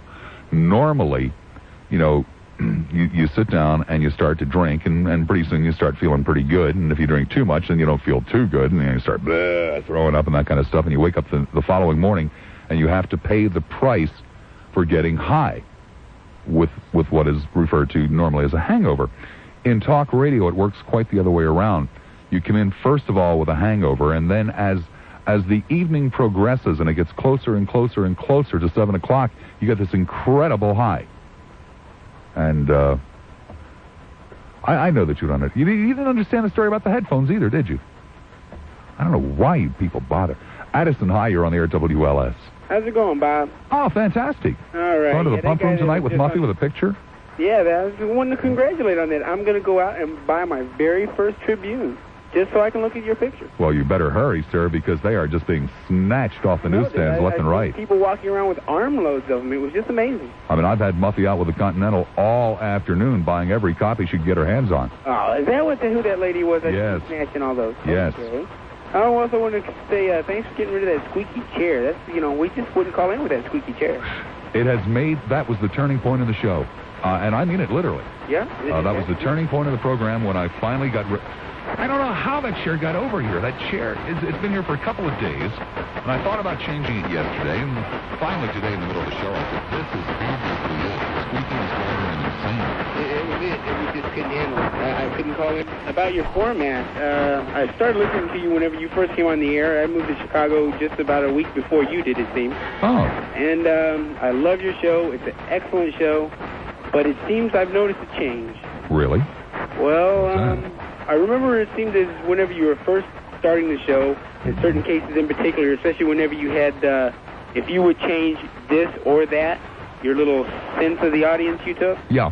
You know, those are excellent. You would argue both sides come here or high water to, you know, you would argue both sides of the conversation. If somebody would call up and agree with you or what would be a good logical answer on one thing, you would take the complete opposite stand, and I love those shows. You please go back to something like that at least once a month. Please. Okay. Because it was excellent. I mean, whenever it really gets a lot of people to stop and think, and a lot of people get frustrated with you, but to me, those were your best shows whenever you would just take and would be able to argue both sides because maybe I'll do one tomorrow. Oh, God, I appreciate it. It is just excellent. I also would like to say, ask and ye shall receive. Oh, hey, I'm almost willing to get down and hurt my knee. No, I don't want you to do that. I don't. You know, I am convinced that's the way I did hurt my knee because I went back and I thought about everything that I did, and that's the only way I could have done it. That has to be it. You don't have to get down on your hands. I'm a nice man. You saw the picture. Well, you're going to see the picture in the paper. Yeah, no problem. I believe it. It's not me that has the little beady eyes. I'd like to say that you and Johnson, though, that is an excellent thing. You know, you got to give the What's an excellent thing? Give him more grease. You got to give him more grease. It's the only way to keep those little news guys in line. I tell you, sir, it is a genuine cross to bear I to have to share the airwaves with the likes of Johnson. It is great to have another Republican, though, in Democrat land. I will be discussing, probably within the next 48 hours, very seriously with management, the elimination of the news entirely and completely from this broadcast. Why? Then you wouldn't be able to, There'd be more of me. I know, but we get to cheer you on. As you're badgering this little news guy, we get to cheer and root for you and watch you overcome such insurmountable odds of this little guy. You do enjoy it? We enjoy it. Oh, it is excellent. Oh. See, we get to just see a picture of the mighty, the magnificent Bobby Lassiter here going after this maybe guy. 2 or 3 days a week we could do just all 4 hours with me, and Johnson going at it Don't in you the think studio. that's giving Johnson a little too much airtime? Well, I'm the one that controls the mics. Oh, well, I can, shut his mic off anytime I want to, and he can't shut mine off. But I do have a real quick question for you. Yeah. I was wondering, whenever you say you have a full bank of calls on your for Nortner, how many calls is that? Will you let us know? Sure. There are 757 lines. Okay. And we only use some of them. Correct. There are actually 18 incoming lines, but we don't use them all. Okay. We can. All right. Well, I want to congratulate you on your show, and, a lot of times I don't agree with what you say, but a lot of times I do, and this time is just not one of those times I get to argue with you, but I'll be calling back. If you'd like, I can call Johnson in and you could be reading. You do it so much better than I can only just learn from it. Okay. Thing you deserve. I don't understand. Urbana, hi, you're on the air at WLS. Urbana? Yeah. Hello there, Bob. Hi there, Urbana. Yeah, listen, I saw the article in the Tribune, and it seemed to me the general gist of the article was that LS is going with a whole new talk format. And well, the Tribune is a little bit behind the times, but 4.5 months later, that's okay. Well, I've been listening to LS probably as long as I've been alive, and I remember it being, it used to be up on the old Sears building or something, as the call letters, they claim stood for world's largest Yeah, store. Sears was the original owner of the station. Yeah, and it seems kind of odd to me that the article seemed to think that LS was losing big market share, and that Well, it did. At one time, the station was a monster when in the music days, but then it frankly fell on hard times. Most stations do. Well, it went through several ownership changes, and it also went through a period of great uncertainty. The FCC issued a very confusing ruling that seemed to say that you couldn't own AM, FMs, and TVs in the same market, but sometimes you could if you begged and pleaded, and sometimes even if you begged and pleaded, you couldn't. So there were a number of years where the ownership of the station didn't know if they had to sell it. And frankly, they didn't put an awful lot of time and effort into it. Well, did they arrive at this all talk format based upon like market studies, or did they just kind of grab this out of the air, or because it seems to me there's a trend now in a lot of radio markets for all news stations and all talk stations And I've heard comments that people that study trends in society say that that gossip and talk is going to be like the new pornography of the 90s. I really can't answer the first part of your question because I don't know. It is my understanding that basically the people that run capital cities are broadcasters.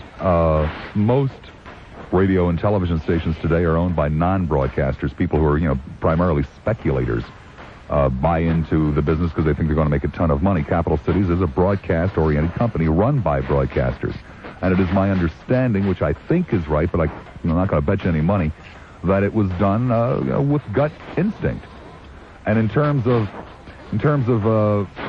around the country, yeah, there are an awful lot of talk stations coming on the air, but they're primarily in smaller markets because they just don't know what in the hell else to do.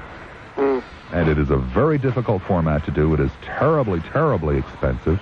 It takes a very long time for it to kick in, usually 2 to 3 years, where a music format can come in and grab a market in 3 months or less.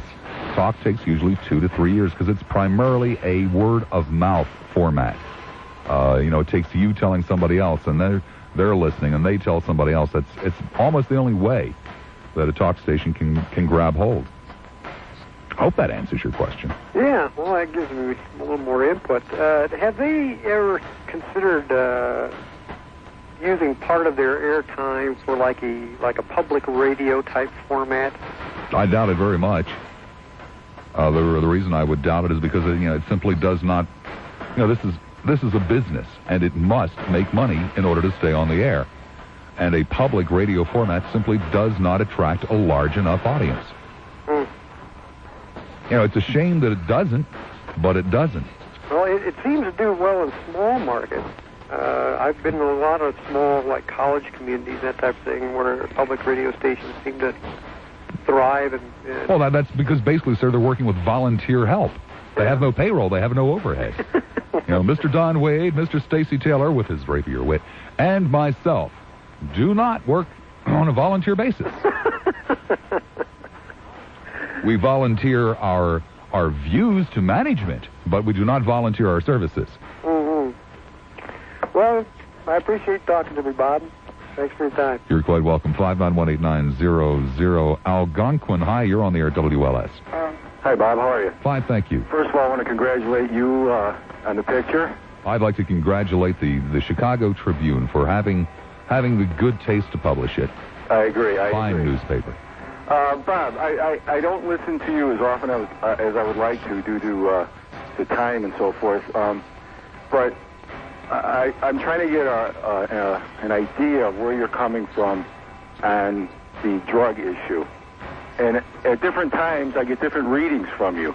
Well, you're quite right, because I'm trying to make up my mind again. I believe the war on drugs is unwinnable. Agreed. And since it is unwinnable, what is the other alternative? Some form of legalization. However, I am also very uncomfortable with spreading misery. And that's what you do when you spread drugs. But I just don't believe that the war on drugs is winnable. I definitely agree with you. My problem is that the idea of our government, the press, the media, grouping all drugs together. And probably from what I'm saying, you recognize that I'm probably a pot smoker, which I am. Mm-hmm. And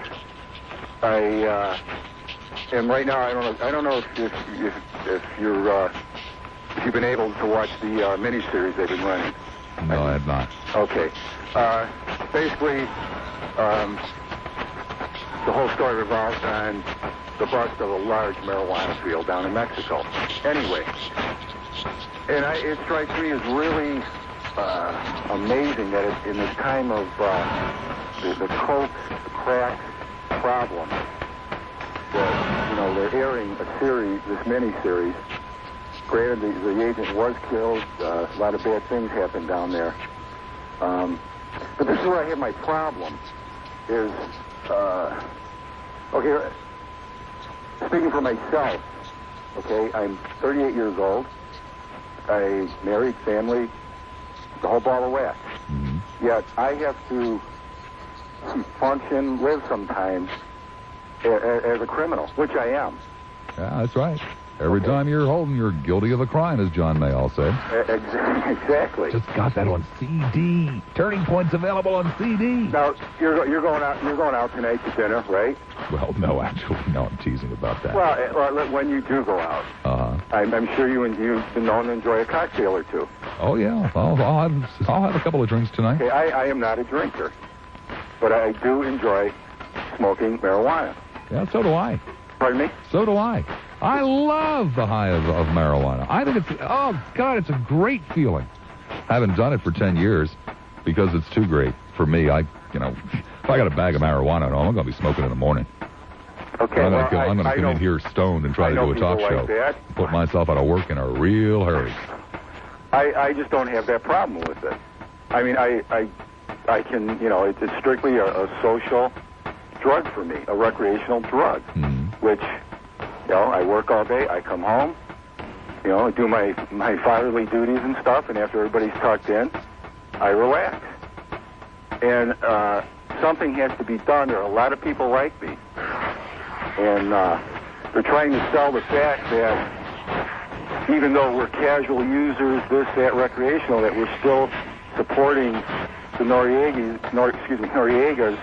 of the world. No, not really. I mean, come on, let's be honest about it. There are only a handful of people in this country that are that bummed out about marijuana to assume that you're supporting the drug cartels. I don't know, Bob. There's still a lot of press out there which alludes to that fact. I mean, in terms of law enforcement, they don't spend that much time and effort trying to track down marijuana manufacturers. If somebody's going to flaunt it in their face, they're going to have to do something about it because it's illegal. Well, in the cities, granted, they are not because they have bigger and heavier problems to deal with. But in the rural areas, such as out here in McHenry County and so forth, they are. Oh, you may be right. I can't. I have no knowledge. I'm not going to go on and on about this. You've heard this before. I think that there's got to be some type of legalization, and I think that's the only solution. Well, I think you're going to see it probably in this decade. I really do, because legalization and education, which has been proven, I mean, we're seeing it right now with cigarettes and alcohol. I think you're going to see it probably towards the end of the decade. My friend, I've got to take a break, but I thank you much for the input. Okay, Bob, keep up the good work. You too. Bye now.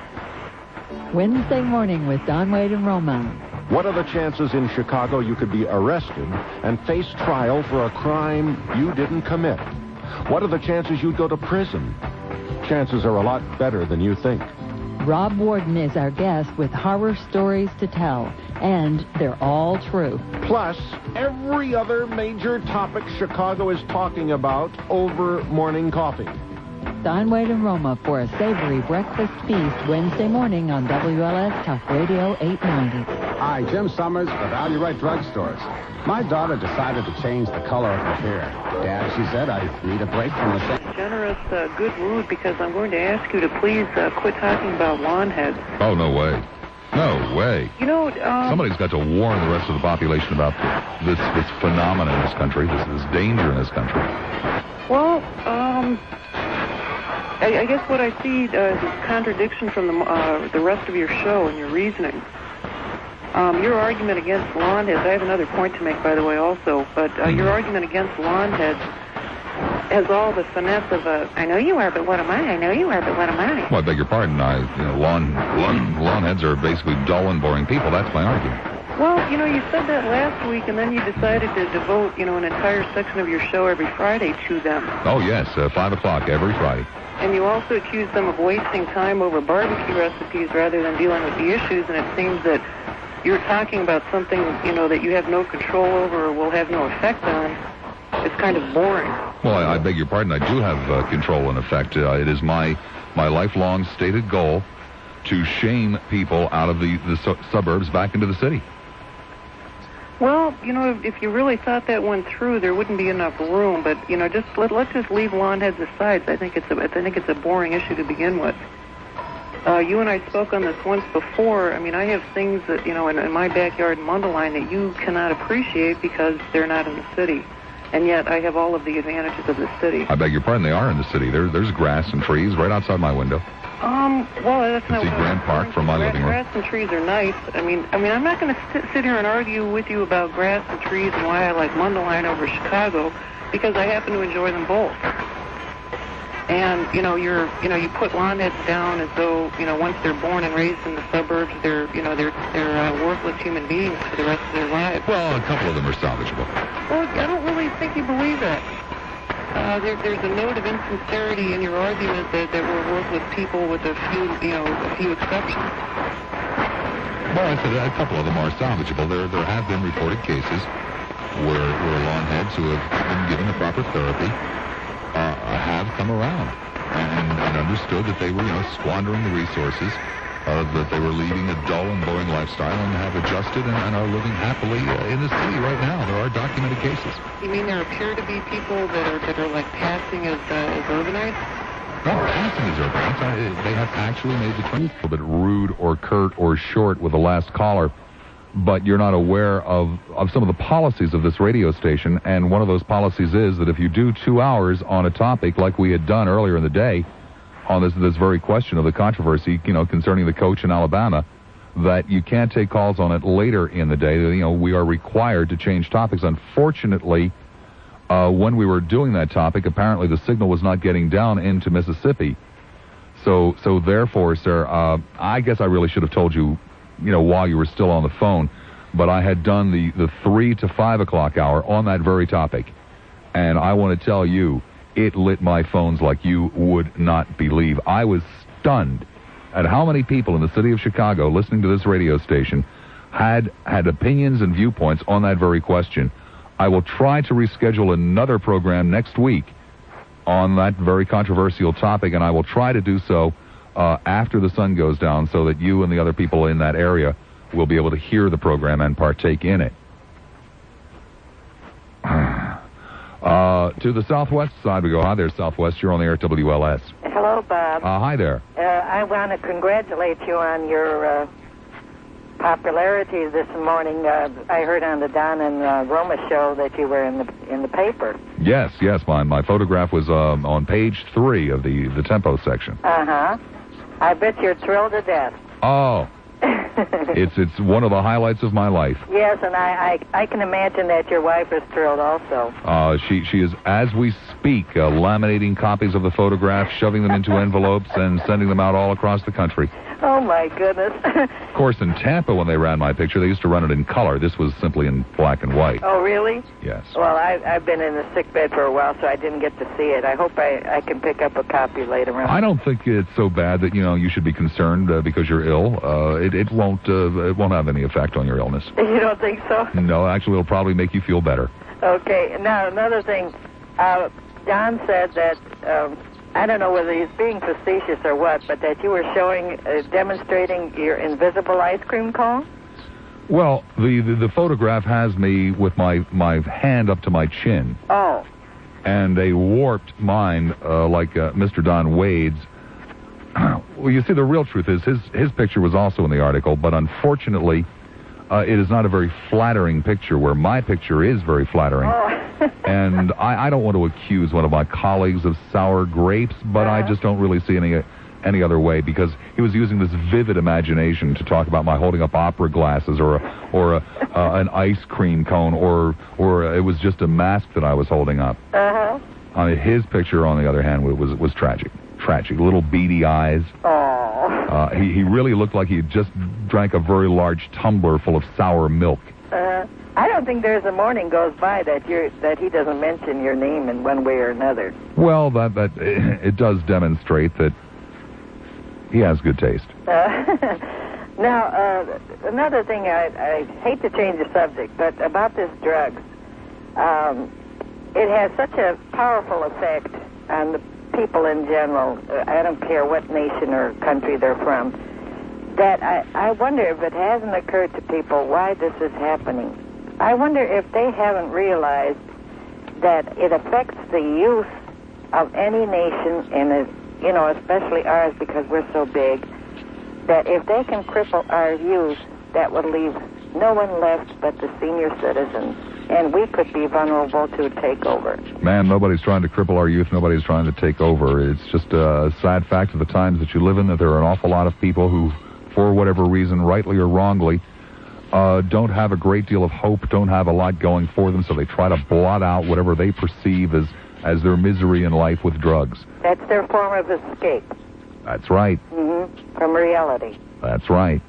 And sometimes, by doing that, I think they really cripple all of us, because we have to be alert to protect ourselves. And when our children are hiding under the influence of drugs, they cripple themselves, they kill themselves. We end up with a lot of hopeless invalids. It's really tragic. I think for a country like ours, we should be able to stand up and show the youth of this country that there's something to live for. That we've been threatened with nuclear bombs all this time, and if we're supposed to live in fear of that, it'd be a waste just to wake up in the morning. You're right, ma'am, and I thank you for it. Michigan, you're on the air at WLS. Yes. Yeah. Hello, Bob. This is your friend from Michigan. Well, hi there, friend from Michigan. I got your picture at about 6:30 this morning. Fabulous. Oh, it is, too, isn't it? Yes. In fact, I hate to say it, but I have like a strong resemblance to you. Well, why, better or worse. Why would you hate to say that? Obviously, you're a very handsome man. Well, thank you. And you, too. I really like your show, and my dad's a truck driver. And last January, well, in fact, a year ago, almost to the day, he's in the hospital, triple bypass, right? Oh, wow. So I did a little thing for him about truck driving. Have you got a half a minute? Yeah. Okay. If you really mean a half a minute. Yep. It's called The Horse with No Name. That's his CB handle. Just this side of the home stretch, in between the drop and the fetch, dances round the cracker box. Look out for skybirds and grounded cops. Life along the Great White Line, no fancy clothes. It suits me just fine. 18 paws, hands grip the wheel. A Casey Jones with truck stop meal. If you get the truth, I'll take the lies. Captain of a mobile monster, free enterprise. Scraping the tarmac, just making a dime. If you got a load, I got the time. Texas, St. Louis, suburbs and towns. Making the payments, making the rounds. Telephone rings about people, places, things. Shift on the fly, the trailer sings. Styles and billets, 18-gauge stainless. Life on the run, it's fun, but it ain't painless. Daily hassles and dirty dealing a-holes. Not near enough day to reach all the goals. Running on empty, overdrive on overload. Panning concrete rivers, where the hell's my mother load? I got to break in at this point. You fibbed to me about 30 seconds. I'm out of time, my friend. 2 poems in one show. I tell you, if my name was Regina Hayes and I had to follow 2 poems plus the call about the coach, I'd be calling in sick right about now. But Regina is ready to take part in the Week of Women at WLS. I will probably be back for more poetry readings tomorrow. Love you, Chicago. Hello, I gave you a Christmas present. Well, that's true.